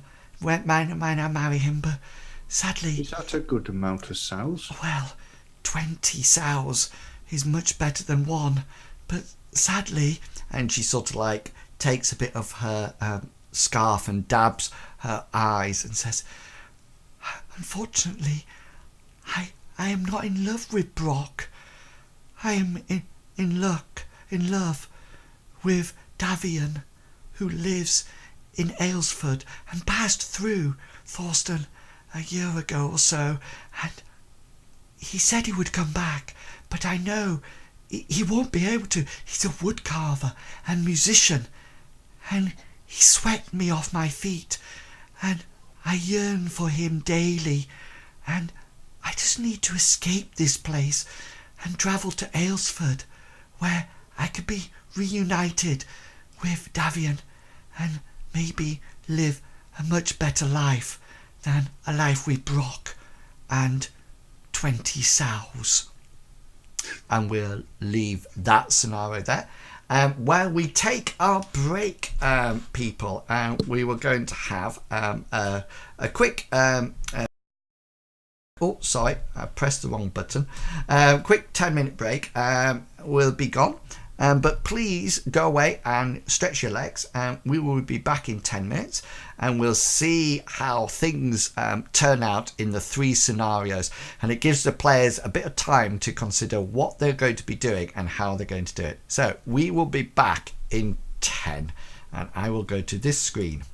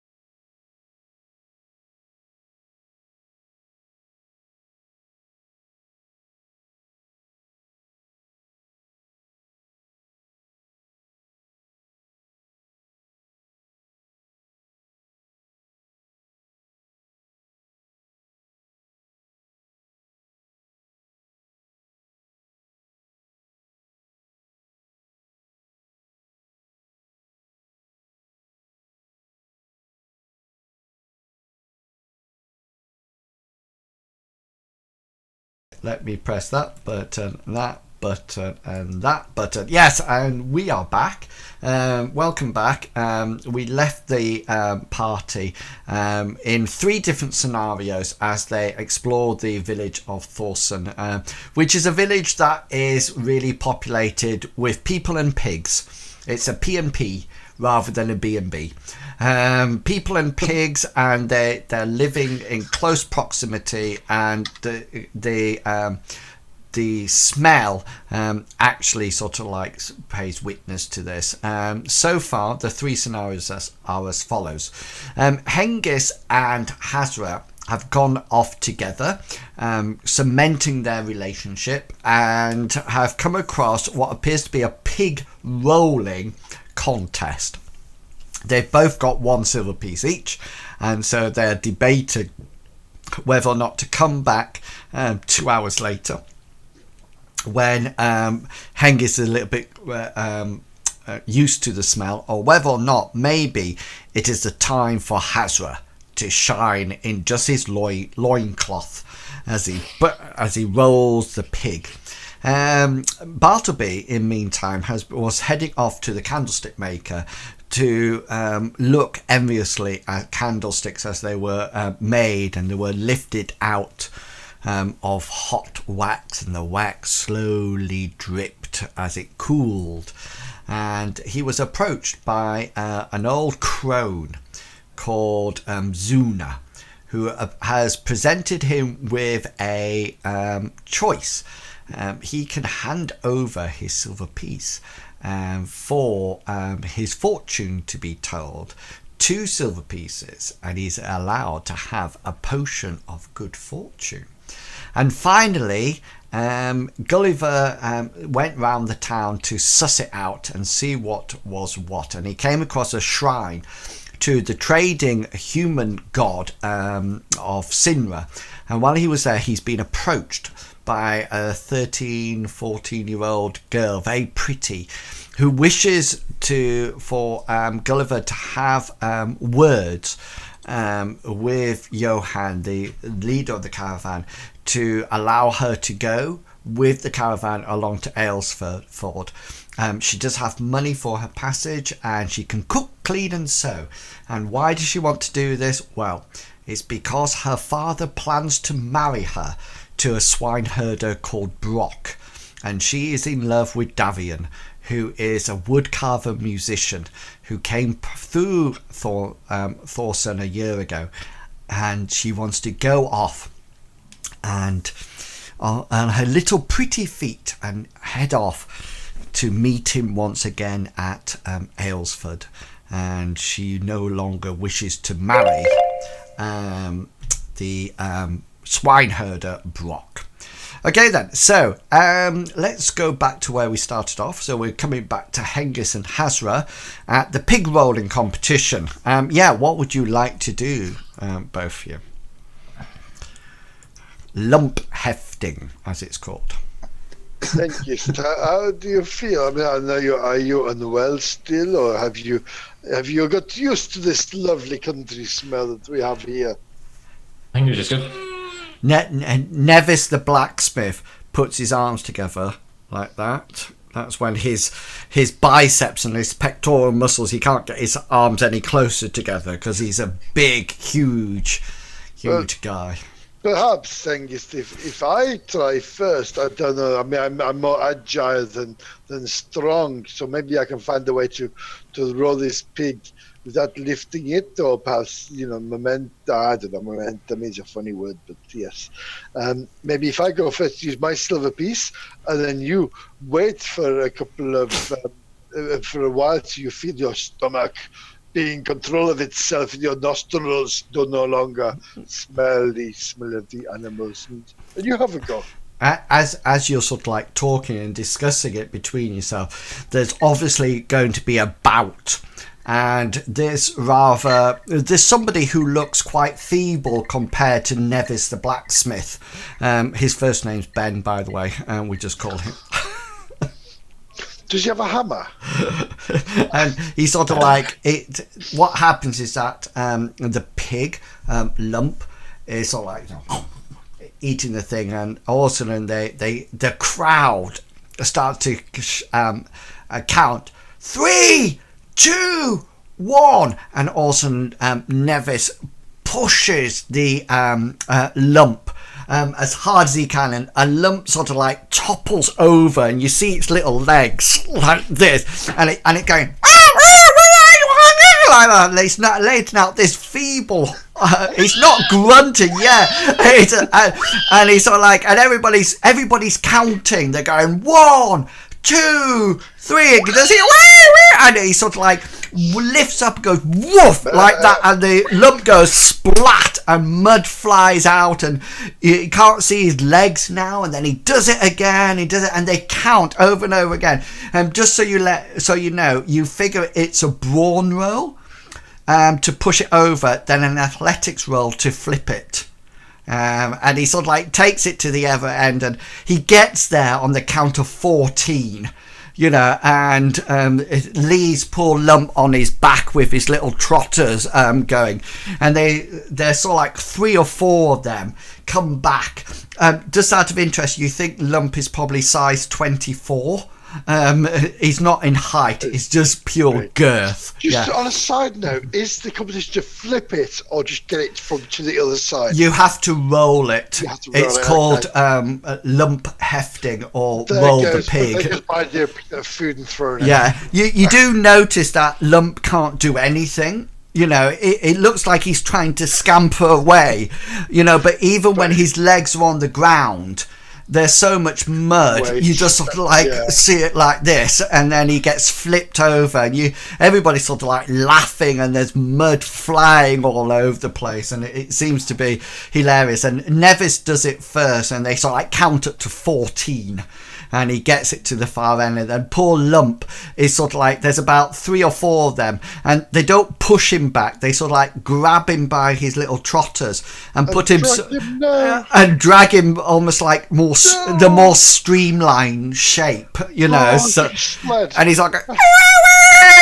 this, and they bring him back, and there's about 3 or 4 then, so I lift him up and flip him over, and they stick another bowl of turnips underneath, and he seems to calm down very quickly, and then sort of like goes back, and everybody jeers, and there's exchange of coins, and this bag of coins is sort of like handed over to Nevis, and Nevis is just about to take it when his wife, who looks about the size of Hengist, actually snaps it off him, and Nevis looks quite browbeaten, but then just sort of like flexes like this, and everybody cheers and everything like that. Well, Hengist, my friend, I'm not very strong in the sense of moving the thing, but once it's moving, I can flip it. So maybe I get lucky with the first one and help to flip it all the way. Would you like me to try? Can do if you want to, or we can wait for the prize pot to get a little bit bigger, and then I can try. Well, if I try it now, then you rest for till you feel better, and then perhaps we have 2 prize pots. If that's what you want to do, Hasra, then why not? Hasra will move forward and hold up his silver piece. Okay, so before you hand it over, let me just tell you how the game works, how the rolling works in real life. Okay, so basically, it's a real game. Yeah, we just need to find a lump.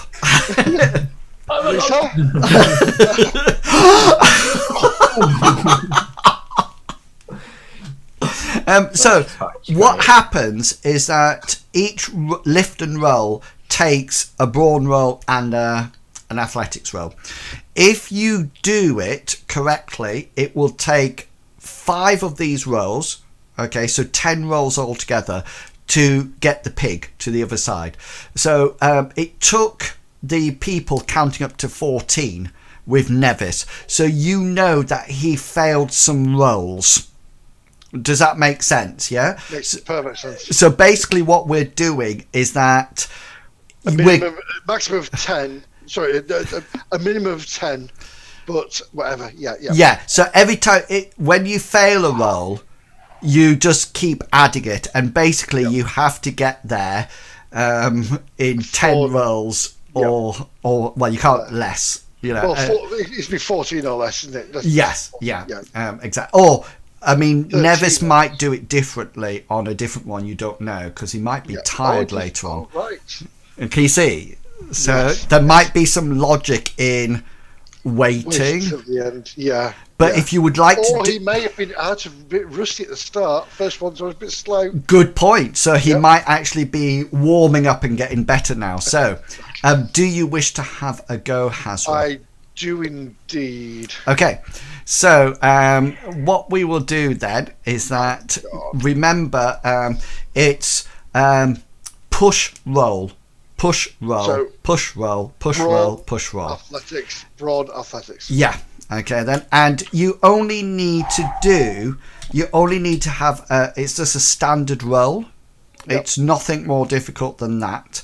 If you were younger or older, it would change.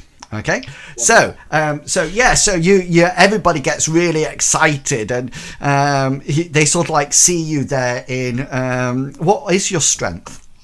My strength is very puny. I am only a strength of 10. Right, so it's a bit like, it's almost like one of these it's about one of these kung fu contests, you know, when there's a big burly weightlifter wrestler that's huge, and I think, hello.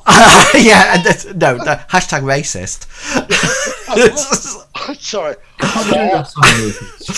And you sort of like are quite nimble, and people are looking at you. There's several people sort of like pointing at you and laughing at you, and somebody shouts, "You know you have to push the pig and not a turnip, don't ya?" Like this, and there's sort of like huge amounts of money and silver pieces. You figure, Hasra, if you win this, you know, you're going to actually make it. The town. Yeah. Now, what happens is that... Oh, you mean pig?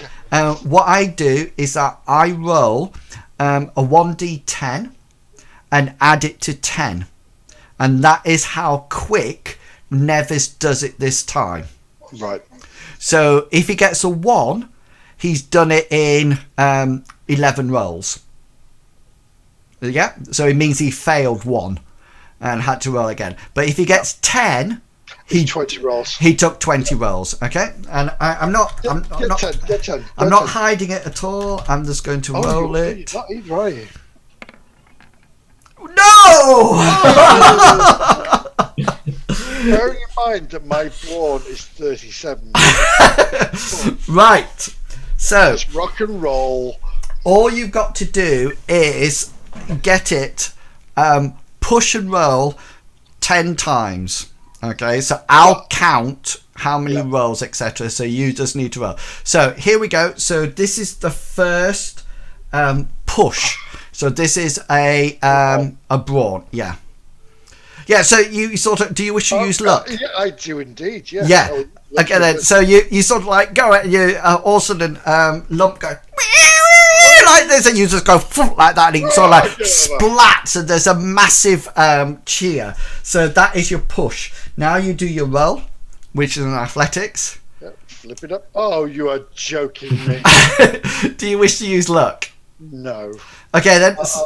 So that you sort of like you push him over, and you sort of like no, and then you try to roll him, and you sort of like think, if I grab hold of his trotters or something, this might help. And because of all the mud on it, I slip him out. Yes. So roll your athletics again. Yeah, but you gain a firm hold this time, and he's sort of like, you roll him over, so he's now stood up. So that is roll 1.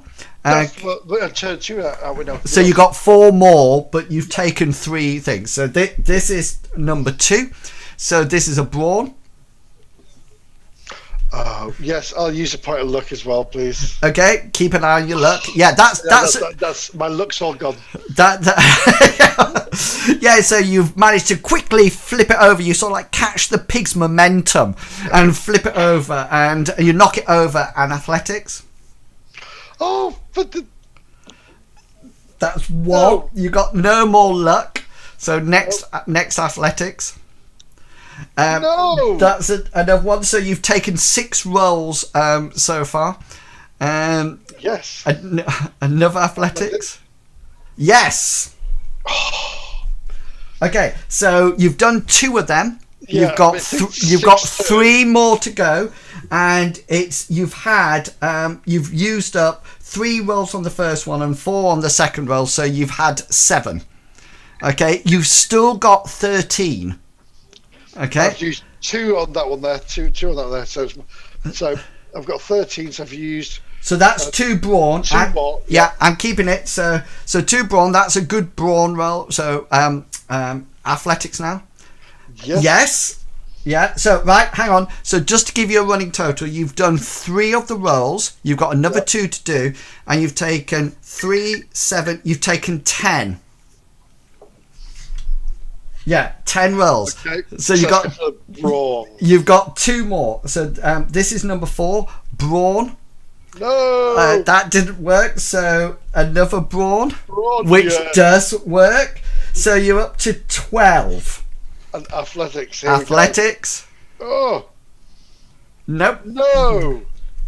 Hasra, Hasra. Hengist, look at me. Flip it. Yes. Flip the pig. Yeah. Okay then. So let's just that 4? just wait. I tell you. So you've only got to do it one more time. You've taken 3 on the first one, 4 on the second, 3, then 4. Okay. So you are at what? 14, aren't you? So I've got 6 chances to get the next. To 2 rolls. So two rolls. yeah, you just got to do a brawn and an athletics. So brawn first. Hengist, watch me. I flipped the pig. Oh, no, I didn't. I didn't click the button, did I? I flip it this time. No. No, I don't flip it. So that's 15. We do this with cows in the field sometime. Clearly not. Let Hengist watch this. This time I will tickle it up under its tail. It likes that. It likes the tail. Okay, right. 1, 2, 3, 4, 5, 6, 7, 8, 9, 10, 11, 12, 13, 14, 15, 16, 17. 3 rolls. No, Hengist. What you need to do when you get it, you need to again tickle it under the tail. Look it in the eyes. Which doesn't it doesn't like me. 18. You've got to do it in the next roll to win. Yeah! Let me just make sure my maths is 1, 2, 3, 4, 5, 6, 7, 8, 9, 10, 11, 12, 13, 14, 15, 16, 17, 18, 19. Yeah, you managed to roll the lump better than Nevis. And also there's this huge eruption. There's all the people who were actually betting on the underdog, the flimsy twig-like Kung Fu master that actually wins, and there's a huge shout and everybody saying yeah, man. And all of a sudden they sort of like various people sort of like slap you on the back and sort of like and It's on me. and Hengist sort of like is sort of like trying to remember tickle its tail. That's it. And it comes back, and you'll be pleased to know. Hang on a minute. Just 1 second. If you roll, okay, so if you roll a 1d20, okay, but add 10 to the roll. Ooh. Yeah. So the amount of coinage that you get is actually double that 12. So you get 24 silver pieces back for your cost of 1. That's amazing. So that is a good thing. So you now have earned the party 20. What? 24 silver pieces, and we're going to leave you and Hengist celebrating from your lump hefting, and we're going to go back over to a rather quiet area of Thorsen, where Bartleby is being accosted by what appears to be some kind of old crone with wiry hair covered in bird poo, and she's just said to you, "For a silver piece, I'll reveal your fate as the spirit sees it. For 2 silver pieces, I will brew you a potion of good fortune." Well, Zuna, I unfortunately don't have 2 silver pieces. Maybe we can come to some arrangement then.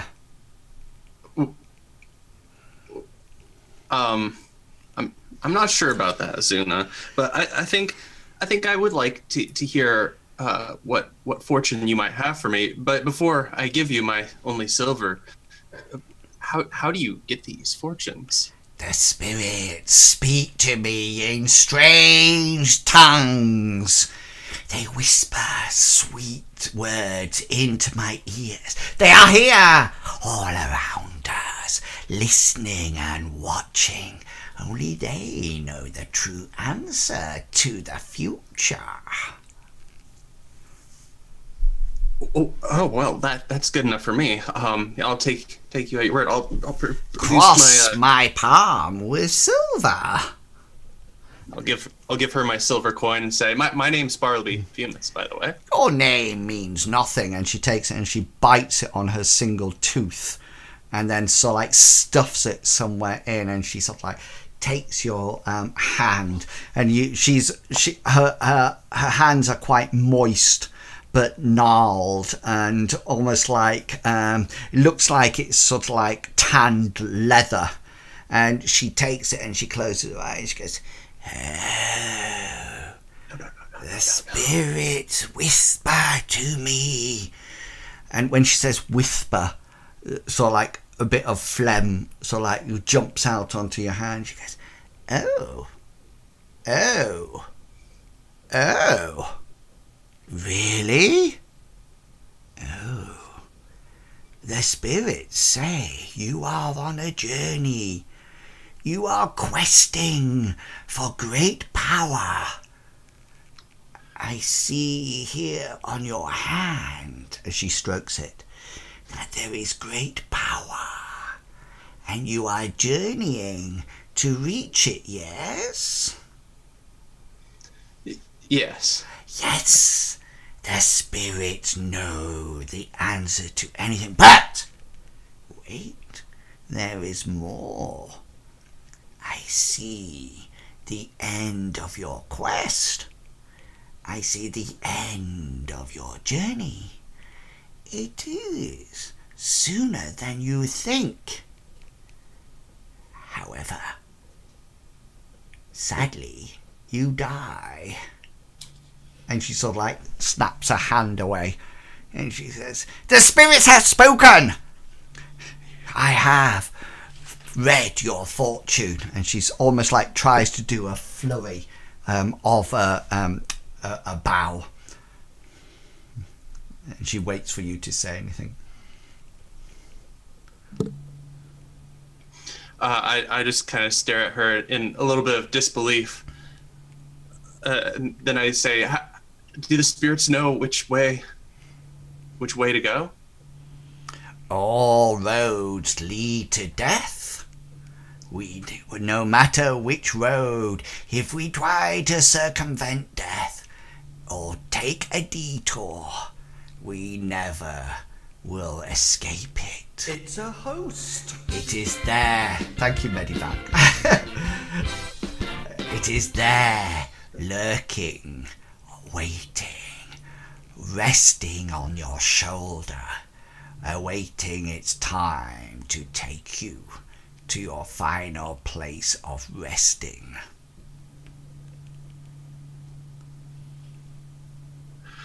Thank you, Zuna, for your information. The spirits have spoken. Well, thankfully, I have a goddess. Enjoy your short life, sir. And she goes to turn and she stops. And she goes back, come back, and she says, I feel sorry for you, master. Your end is nigh. I have told many fortunes today, and nobody has offered to take my portion of good fortune. I am tired. I am going to rest. I feel sorry for your future. And she reaches inside underneath her armpit on one side and brings out a tiny vial. It's about this big, and it seems to be made of glass, and it seems to have a stopper in it, and there's some clear liquid in it, and there's something in the liquid. And she says, you can have this. You probably need all the good fortune that you can gain. And she sort of like hands it over to you, and you sort of like look at it in the palm of your hand, and you suddenly notice that it looks like a clear liquid. It looks like water. However, the only thing that you do notice is that there seems to be like a dead centipede just sort of like floating around it. And she says, don't forget, do drink it all. It is very important. And she toddles off. And we'll come back to you, Mr. Bartleby, after we have visited Master Gulliver, who is in hot conversation with a young, very beautiful lady of 14 or 15 years old that wishes to have passage on the caravan. Yeah, Gulliver, what would you like to do or say? So as she's telling her story, does it seem to Gulliver that she's telling the truth? You can do an insight test. It's definitely the truth. It's definitely the truth, and you definitely know that she seems quite lovesick, and she definitely does not wish to marry Brock, the swineherder, and inherit 20 sows. So Gulliver's going to say, what happens if you get to the next town and he's not there anymore? And she sort of like looks close, and her eyes get wider, and you almost like see them filling up with water. She sort of almost like starts to consider that might be the case, but she sort of like stops herself and says, no, Davian loves me. He said so on our parting. He said, find me, come to me in Aylesford, and we will enjoy last night once again. He loves me with all his heart. But won't your father just send or come and get you and Well, hopefully I will be too far away when he finds out. The caravan leaves early tomorrow morning. I will make it look like I am still sleeping late, like I'm quite accustomed to do. I am somewhat spoilt by my father and my brothers, but I will be able to meet Davian once more. And she brings out what appears to be a small pouch, and you figure, Gulliver, there's probably about 10 silver pieces in there. And she says, I am willing to pay. I can pay either you, or I can pay the caravan lead. I'm willing to pay for my passage. Please say that you will take me to my love. But I have no plans on going as far as Aylesford. My plan is to head. I am doomed to the coast. I am doomed you to stay here and rot with 20 sows in a pig pen. Speak to Johan. Oh. Oh, I cannot approach a man like that. I need somebody to do it for me. Oh, please do this for me. But he won't listen to me because I'm just a All of a servant. sudden, she lets out this sort of like, "Ah!" like that, and people sort of like look round, and you sort of, oh. Yeah, sorry, I didn't hear I'll what you take said. you to my friend Hengist. He has Johann's ear. He might be able to persuade him. Where's your friend Hengist? I think they went to the tavern. I will come there tonight, later tonight, and I will steal away in the dead of night, and I will meet you and your friend Hengist there. Oh, I owe you so much. And she sort of like rummages inside the pouch, and she brings out 2 silver pieces, and she sort of like thrusts it into your hands and folds your hands over and say, you feel them, they feel rather warm, as if they've been, she says, I owe you my life, and for I know I will surely die in this place with Brock and his 20 sows. I will meet you tonight. Shortly after the sounding of the bell, we're saying that the gate is closing. We can maybe steal off in the night or early tomorrow morning. I thank you so much, kind and generous person. And she sort of like pulls her headscarf over slightly more and says to you, tonight in Hog's Trotters, then I will meet you. And she sort of like takes a quick look around, puts her cowl over a little bit, and makes her way off. Is there anything you would like to do, Gulliver? Yeah, he wants to follow her discreetly. Okay, yeah. Roll your. You can either roll your streetwise skill, but you can augment it with your perception. So what's that? The If you look at 1/10 of it, then double it, and then round it up and add it on. right. So 13. Yeah. So No. hang on. Sorry, I didn't have the roll up. Yes. Do you wish to look it and roll it again? Yeah, why not? Okay.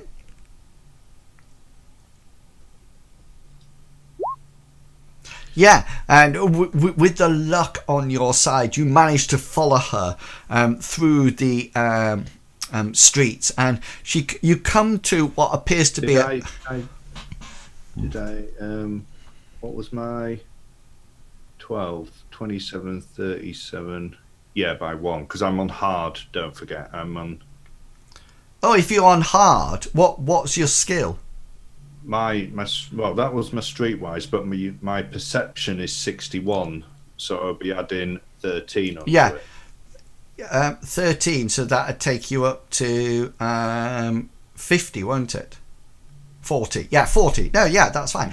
So you sort of like I was saying, you sort of like follow her through the streets, and she seems to be going almost like on a roundabout way, and she eventually comes back to what appears to be some kind of wood carpentry shop.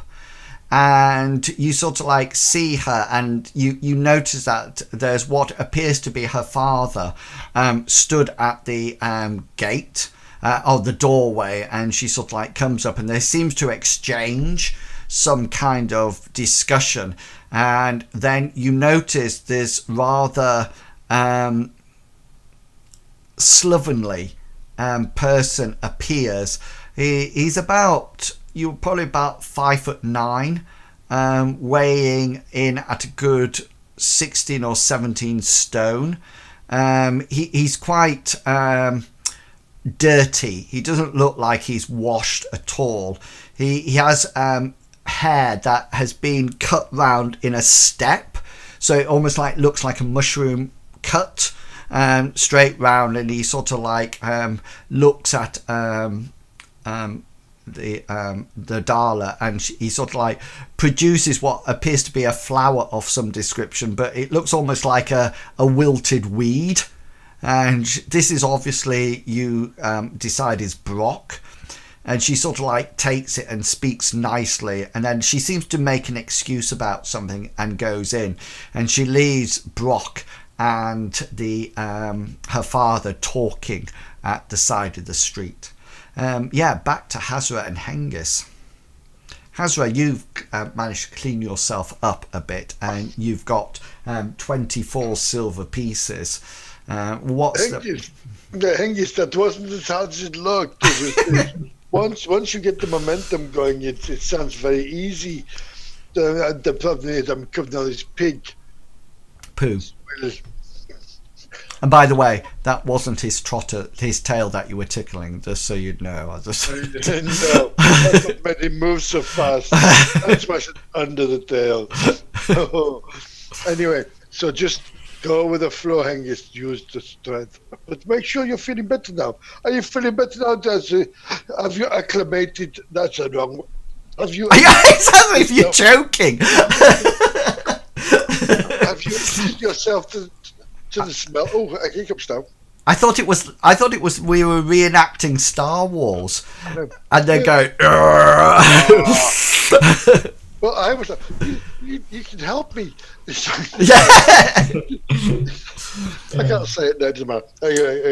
So yes, Hengist, just use. If you're feeling better, why don't you give it a try? So, Hengist, you can actually wait if you wish and watch the other competitors before you have a go, and to get rid of that your final hour. You can then wait and have a go then if you wish. Probably.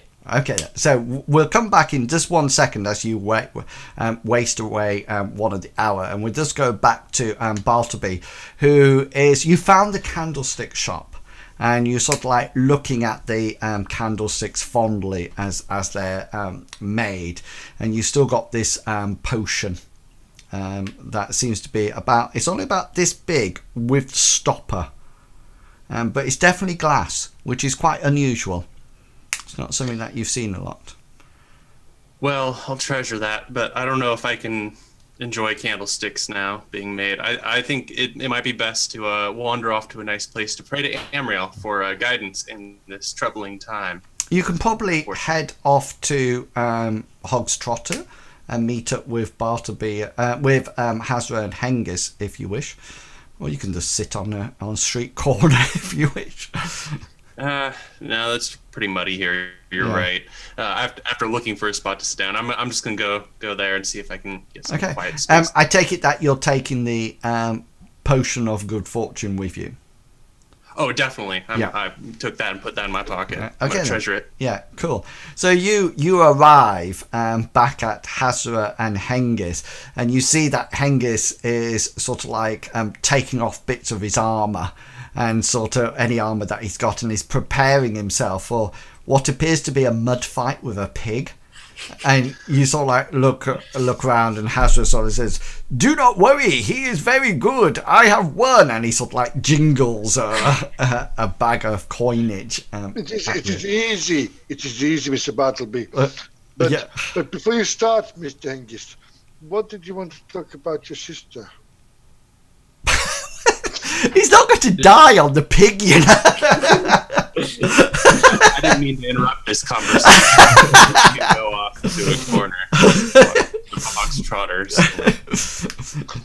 There's a little bit of momentum there for a little bit of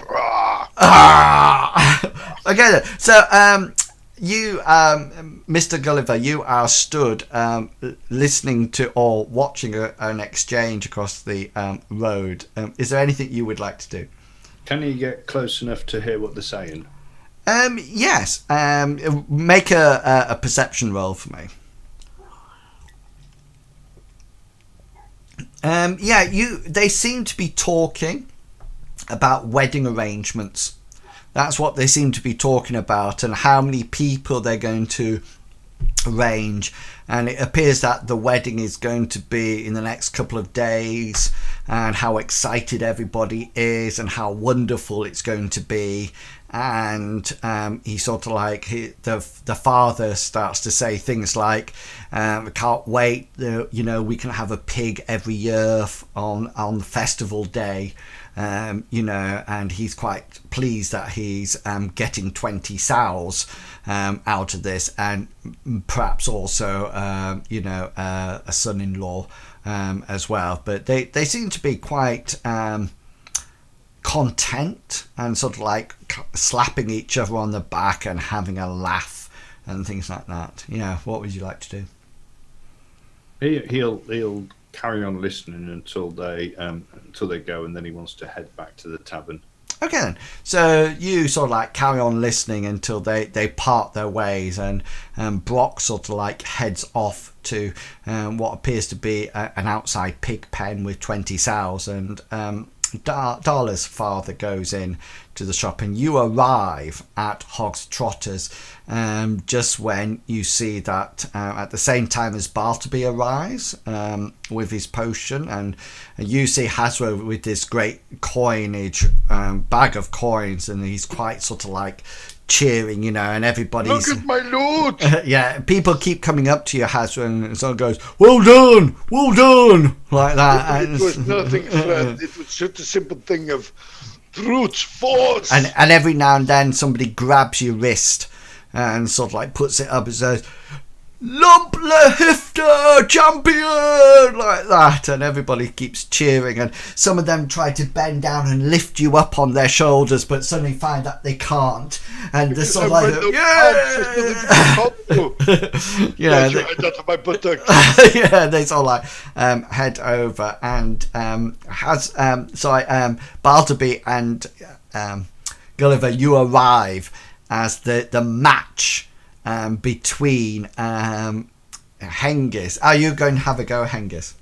No, he's taking his armor off. Yeah. Yeah. Okay then. Okay, So okay. he's going to have a go. So as always, I am going to roll a 1. Sorry, am I facing against Hasra or the blacksmith? No, the blacksmith. Oh, okay. Sorry, I thought it was the champion. So. No. Everybody competes against the blacksmith. Nevis. And so as always, I'll roll a d10. And then I'll add 10 to it, and that's how many goes Nevis actually does. And I'll roll it out so you can see it. You can do it, Hengist. 4. It's easy. So, I did it less than that. You have no problem whatsoever. so as feared, Nevis has learnt from Hasra to tickle slightly underneath the tail to get Lump to flip over, and he does it quite deftly, and he sort of like gets back and he comes back and he sort of like cheers and smells his finger a bit and sort of like shakes it and then cheers again, and he comes back and poor Lump is pulled back with his feet again, squealing away, and Hengist, you step up in order to see whether or not you too can be a champion of lump hefting, like the wonderful Hasra is. Or will Hasra be the only person to have this accolade? It seems very likely. Yeah. Okay then. So How does the betting work on it? well, the betting is just that what will happen. There's no mathematical algorithm about it. Basically, what happens is the betting goes ahead, and then I roll a 1d10, and then we double up.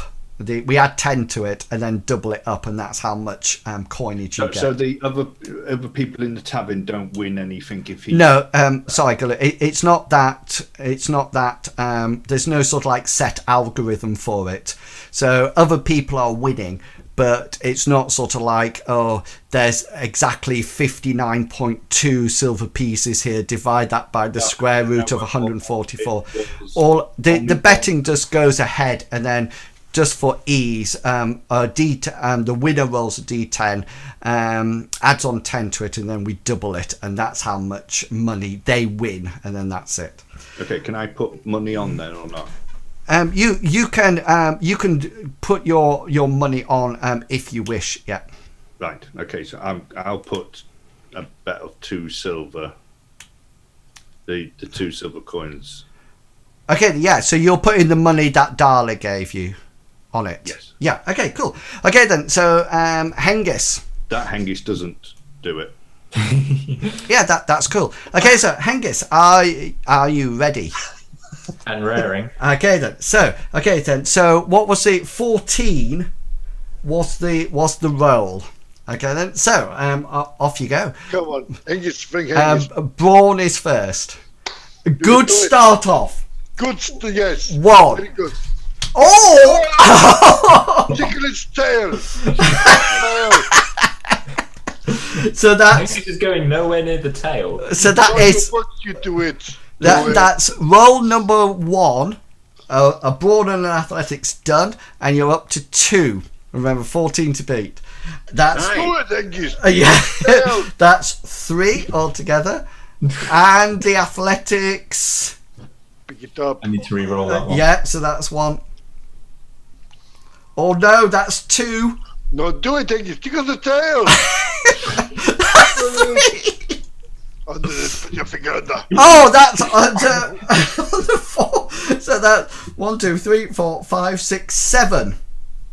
I'm halfway. Yeah. You can do it, Hengist. Now you've do got it the 2, best 4, 6. You've got a minimum of 6 rolls to do, and if you do 6 rolls, that for you be at 13, and you will beat him.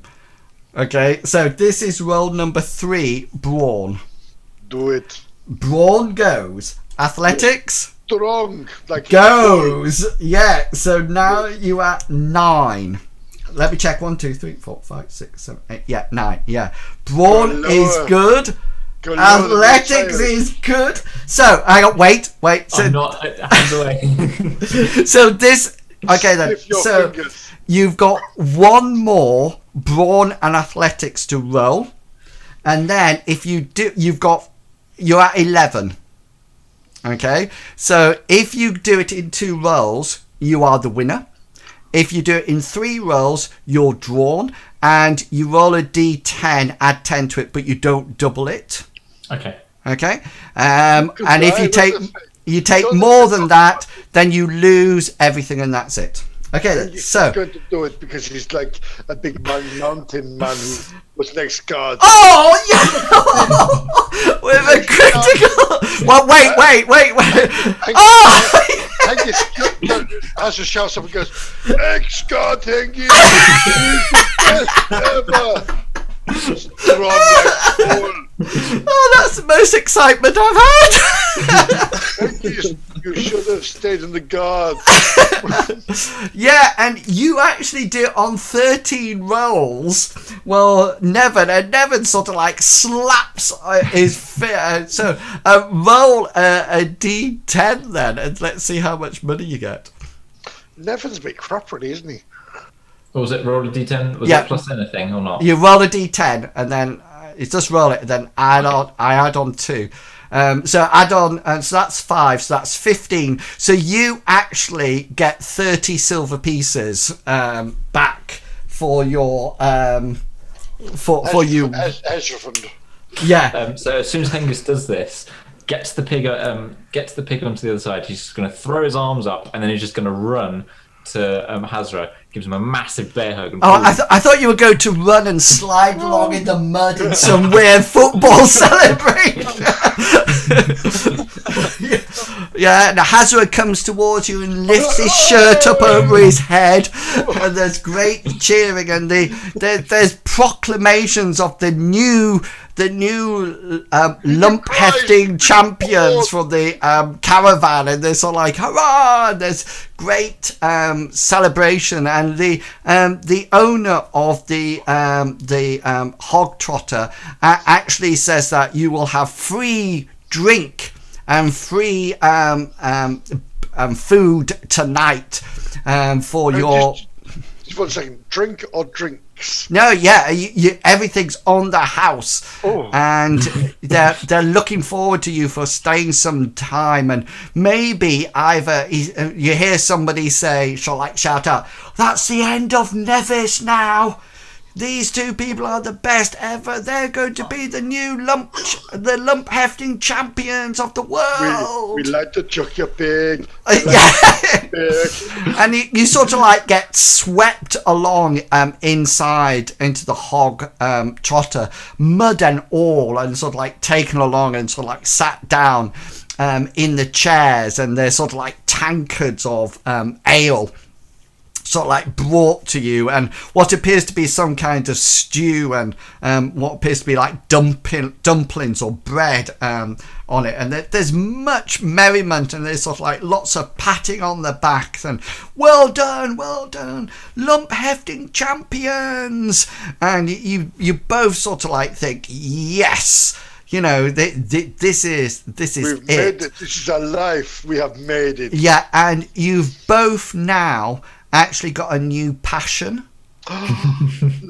Pig chicken. You have a new passion of lump hefting. So this is so you actually have a passion in lump hefting, which will actually, it's literally a skill. And just to let you know, you work this out. This passion is actually. Oh, pray tell.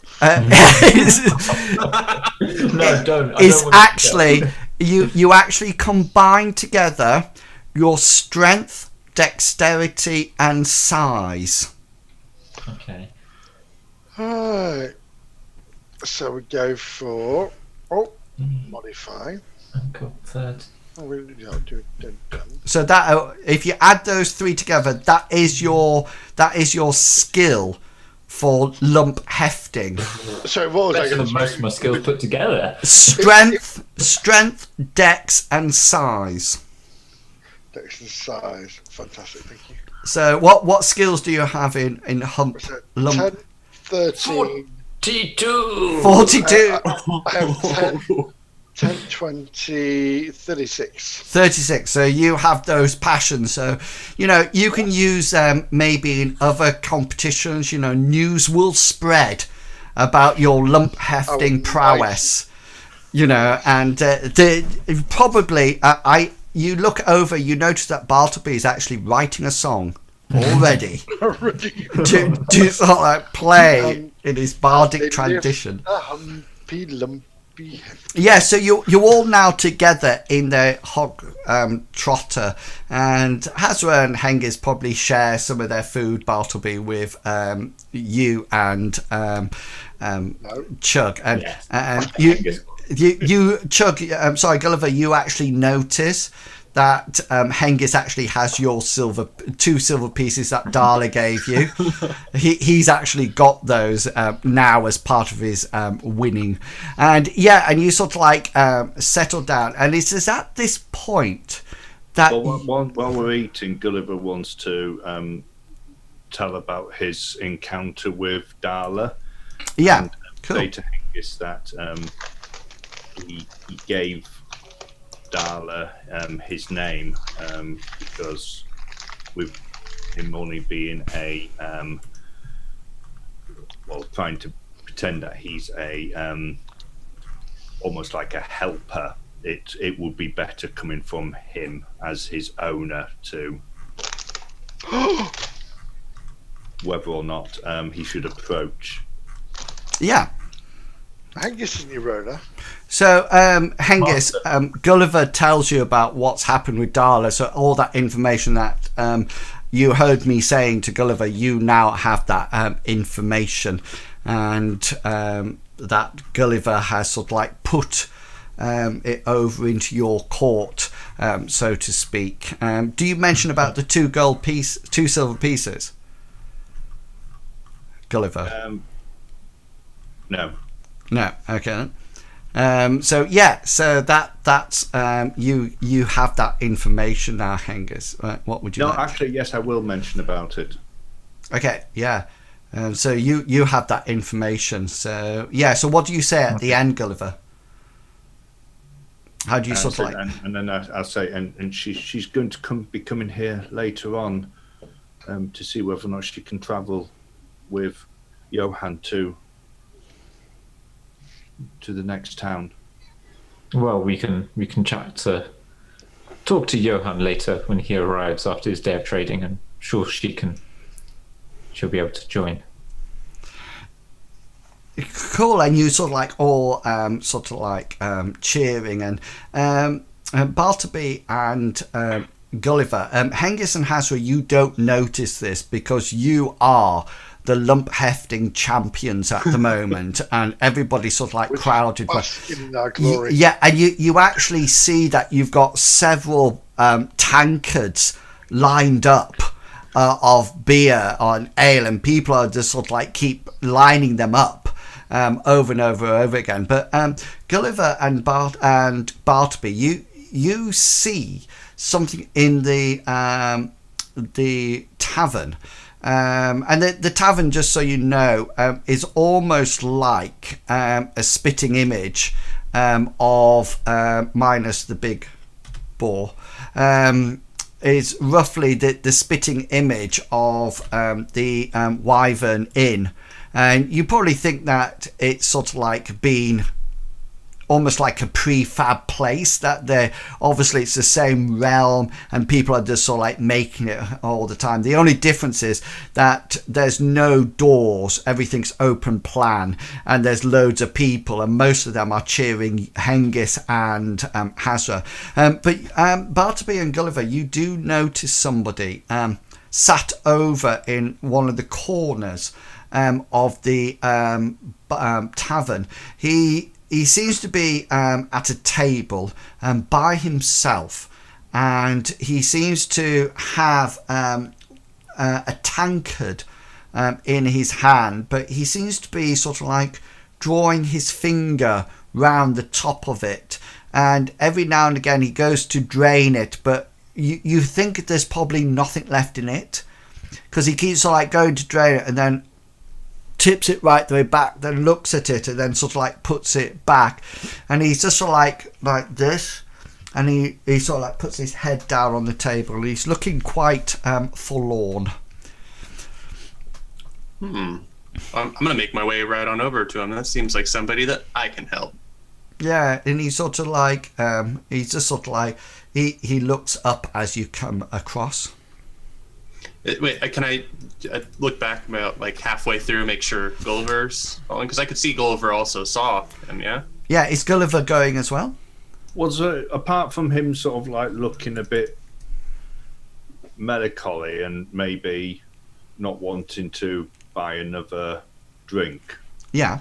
and looking like he was, sort of like almost like making the bartender look like he was still, drinking so that he could get chucked out. Was there anything else about him that attracted my attention? Or No, it attracted both yours and Bartleby's attention because he seems to be totally different to everybody else in the tavern. Everybody else is cheering and shouting and congratulating, and you do remember that he was actually in the tavern before everybody came in. So he wasn't outside in the lump hefting championship at all. He was just, it just looks like he's been sat here.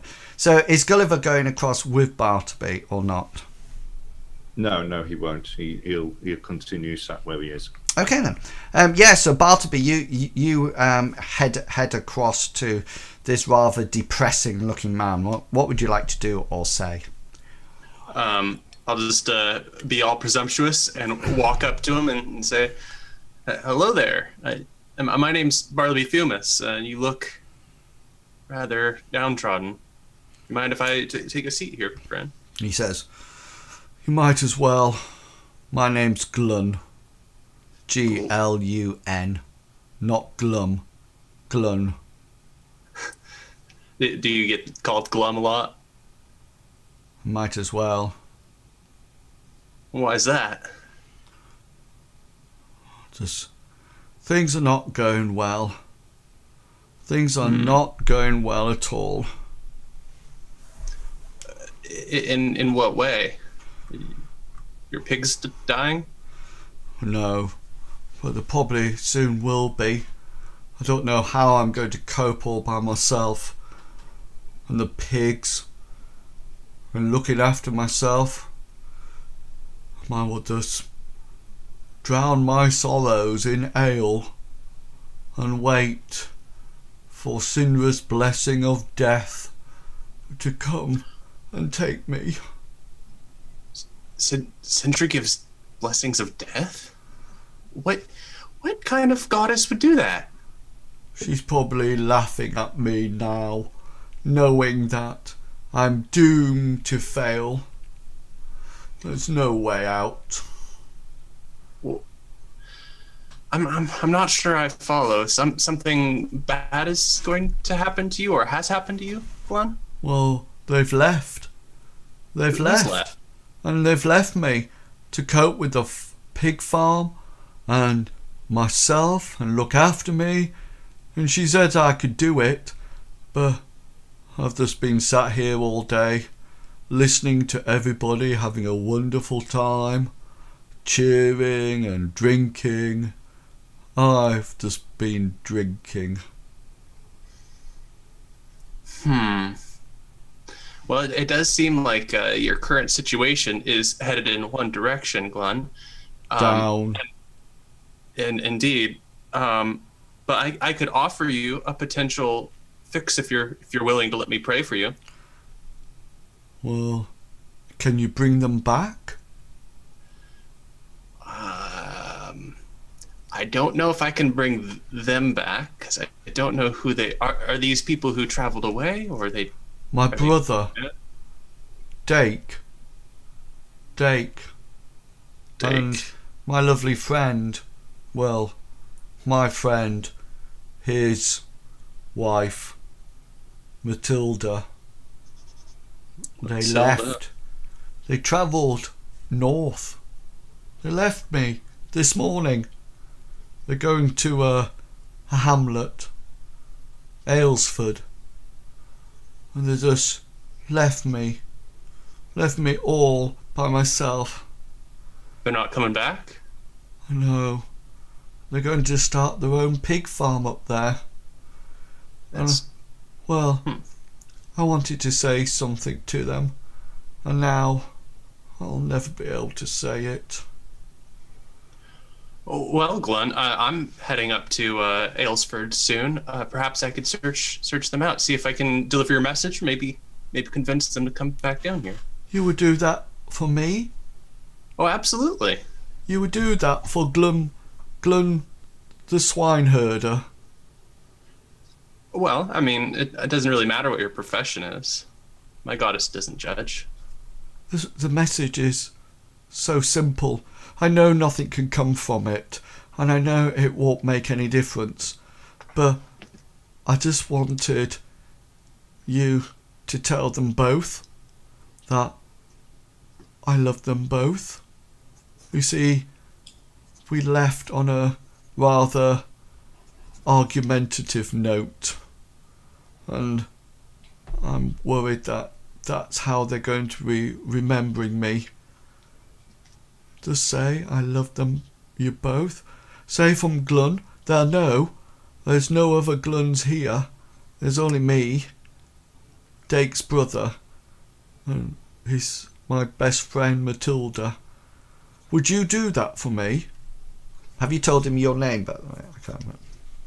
Yeah, I think I introduced myself as Bartleby. Oh yes, and he sort of says, will you do that for me, Bartleby? Will you tell them that I love them both? And I know they had to go. I know it now. But just say that I'm happy for them. Would you do that?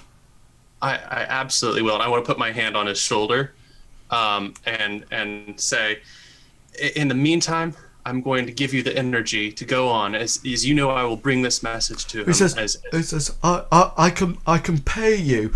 And he sort of like starts fumbling around in a coin pouch to try to take out some money, probably some silver coins to pay you for your service, Bartleby. I'm gonna ignore him and put my other hand on his shoulder and begin to do a quick prayer from Amriel. The prayer I'm trying to do on him is this one. Hang on. Yeah. May the light shine down upon you and give you the energy to keep Oh! on. Wow. Who's got the goddess now? Yeah.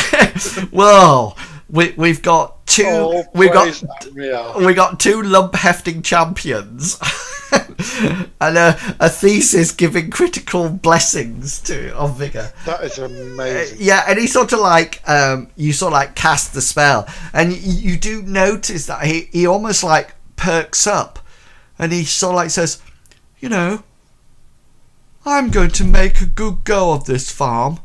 I'm going to do the right thing, and if they ever come back, they're going to see that I have done this. Thank you, Mr. Bartleby. And he sort of like opens his coin purse, and you think he's got about 5 silver coins in there, and he looks at it, and he sort of like picks out 2, and sort of like says, "Here for your troubles." You should keep them for the farm. Amriel and I need no compensation. And he doesn't need to a second word about it or anything. He just like goes, yeah, and puts it back in with the other 3. And he doesn't look like he's rich or anything like that. So it's probably his life savings. And he sort of like actually gets up and he sways a bit as he's been drinking all day and says, I'm going to clean the pigs out, Mr. Bartleby, before the sun goes down. Thank you, Mr. Bartleby.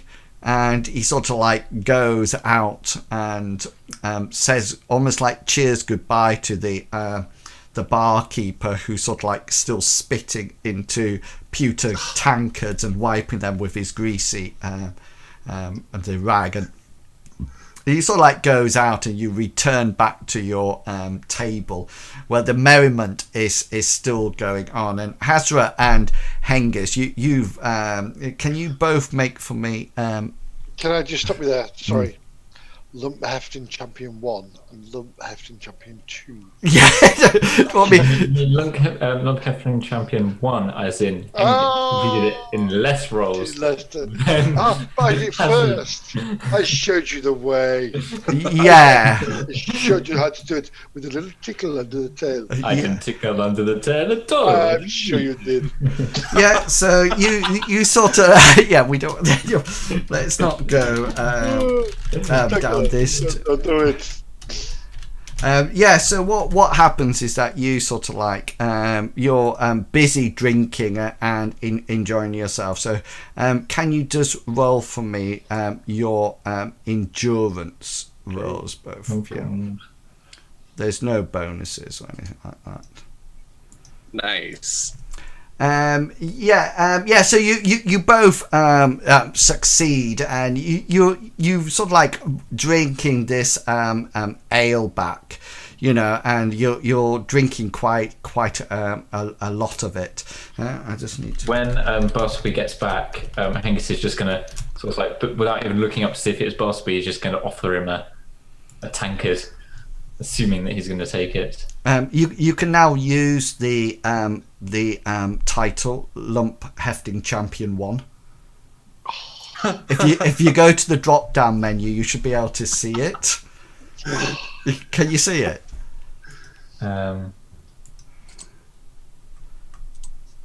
What when you mean when you say rolling as? Yeah. Oh, hang on. I got Hengist to myself. Yeah, hang on. I thought you could let me just do this.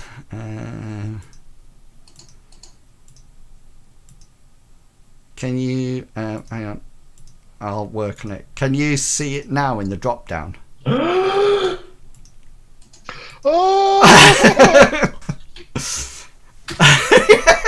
No. I can, but I just said, but no, because I thought it might appear. Yeah. So you should be able to. I'll work on that. So yeah, so you're settling down, and there's much merriment. And Bartleby, you're still clutching the potion that Zuna gave to you, and Darla, you've passed on the information to Hengist, and at that, as the time sort of like creeps on, you hear the ringing of bells sounding, and you at that point you notice Gulliver coming into the tavern is Darla, and she seems to be dressed ready for travel. She seems to be carrying what appears to be some kind of saddle bag. And she sort of like got her hair tied back and a cap put up into like a headscarf, and she's got like traveling clothes on, and she sort of like looks around and sort of like sees you, Gulliver, and comes over and says, and which one of you is Hengist? I will put my hand on Hengist's shoulder because I'm slightly inebriated. This is the big lumping heifer, character number 1. Yes, and Hengist goes, yeah, oh, the big lump hefting chubby one, and everybody sort of like goes, yeah. There's a massive eruption of noise, and more tankards are sort of like play.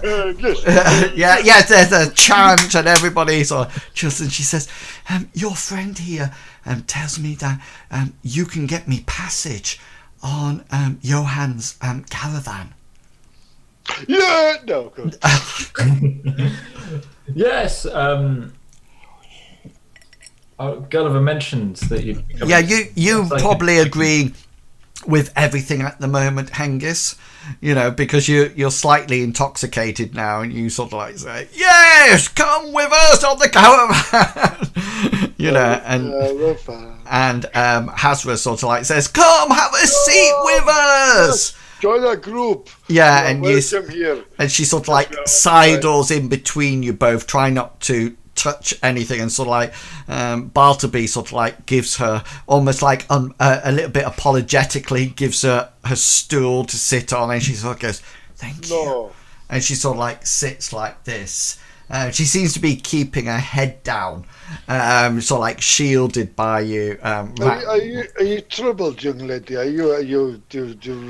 You are coming to join our caravan, but you seem to be. I just want to go to Aylesford because I want to meet up with my lover, Davian.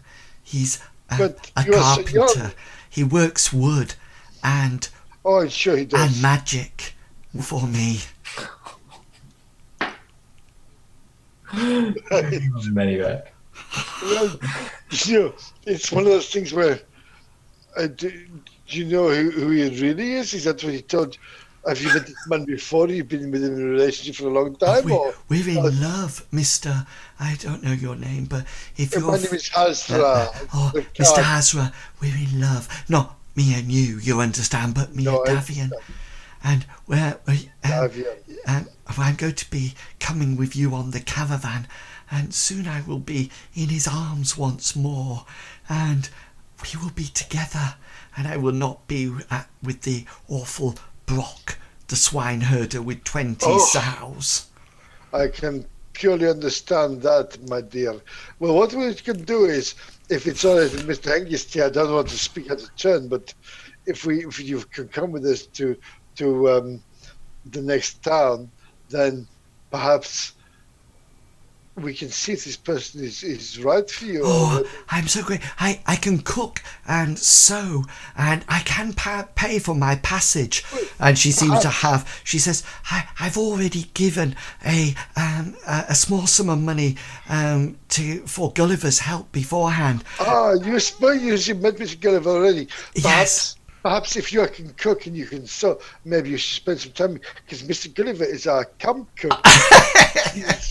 This is like matchmaking. Pushes Gulliver and Darla together, and you sort of like talking about this, and all of a sudden you notice that somebody sort of like bursts into the tavern, and they seem to be frantically looking around. And suddenly they see you all over on the table, and you see it's a person from the caravan, probably the person on the farthest wagon, not on the lead wagon. It's not Johan or Utuk at all. It's somebody else, and he looks very much out of breath. He looks sweaty. He looks hot, and he sort of like comes up, and he's out of breath, and he sort of like looks around at you, and he sees Darla, and he says, "Mom," and then he turns around to the rest of you and says, come quick, they're attacking the caravan." No, I was stand up, slightly inebriated now. Yeah. Stagger, and I put my hand on the table and said, "No, And we will come now." You sort of like head out following this other wagon hand, and as you get closer to the center of the town, you arrive to see that there's a melee combat battle happening. It seems that there seems to be there's no weapons. It's more there's like cudgels and fists and everything, and there seems to be a group of people almost like battling against the remainder of the caravan people, including Johan and Utuk. And you suddenly see Utuk sort of like grab two almost like ruffians, lift them up and just go bash like that, and there's almost like an audible crack as you think something either cracked or bashed together, and these two sort of like people sort of like fall down. You do notice that there's about 8 of them now still up, and about probably a little bit less of caravan people. Some of them are on the ground and prone, and you notice that Johan has you can see as you approach there's sort of like several bruises, and you can see that he's got blood coming out of his mouth. You notice that some of the caravan travelers, the drivers, have actually started to draw short swords and sort of like waving them around to try to keep the ruffians out the way, and they sort of like got cudgels and they sort of like swing, and then they try to dive in and bash them. And At which point I'm going to shout, "Hengist, follow me, help them. Bartleby, help the wounded, Mr. Gulliver." So, please help as you can, and we will. And I'm going to charge forward. Excellent, and we will leave it there for this week and start the combat next time. So well done. Really enjoyed tonight's adventure. It's been absolutely fantastic. So lots of things have happened. You've got a new somebody trying to get passage on your caravan, or on the caravan. Caravan of love. Mr. Bartleby has had his fortune told, and is now in possession of a potion of good fortune, which appears to be water with a dead centipede lurking in it. Gulliver has brought money to the caravan in the state of maybe a new passenger, and the biggest achievement of all, Hasra and Hengist have earned the party, or each other, 54 silver pieces, which is quite remarkable from the starting one that you had. And Bartleby's just got a potion of water, good fortune, and it's tequila. a dead centipede for his. But you are and you have become in Thorsen lump hefting champions, which is a wonderful accolade to have. So well done.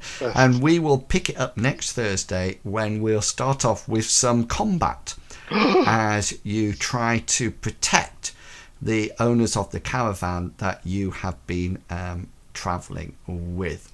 So I hope you enjoyed it, guys. I hope anybody who's watching or has watched enjoyed it too. Thank you to Halo's Blade for gifting a whole load of subs in the channel. I really do appreciate that. And do remember that if you if you renew them, is it? Chug will go. What were you saying, Chugs, about it? You muted, Chugs. Muted. Oh, you can renew a gifted sub for $1. I'll buy that for $1. For $1. I'll buy that for $1. So anyway, I will be back streaming tomorrow at 2 o'clock BST time for some more Elder Scrolls Online. Voxy and the Warden tank will strike once more and see whether or not we got 12 more levels before 50th. So please do come along. And if you've enjoyed the game today, remember you can find all the past adventures of both Call of Cthulhu, Shadowrun, Mithras and Starfinder on my website, which is inrules.co.uk. We will be back with more role playing on Thursday, not playing Call of Cthulhu but playing some Starfinder. So please come along if you would want to watch that on Thursday. And then we'll be back next Saturday with the next series in the Odes campaign here on this channel. So does anybody have any announcements to give? I'm pregnant. Congratulations. Congratulations. It's not Lump Junior, is it? Yeah. Not only have you become a lump hefting champion, you are pregnant as well. Congratulations. Yeah, so it only remains for me to say, guys, please remember to be who you are and say what you think, because the people who mind don't matter and the people who matter don't mind. Have fun, and I'll catch you all later. And until then, happy gaming, and we'll see you all later. Bye. Waffle. No waffle. No. Waffle.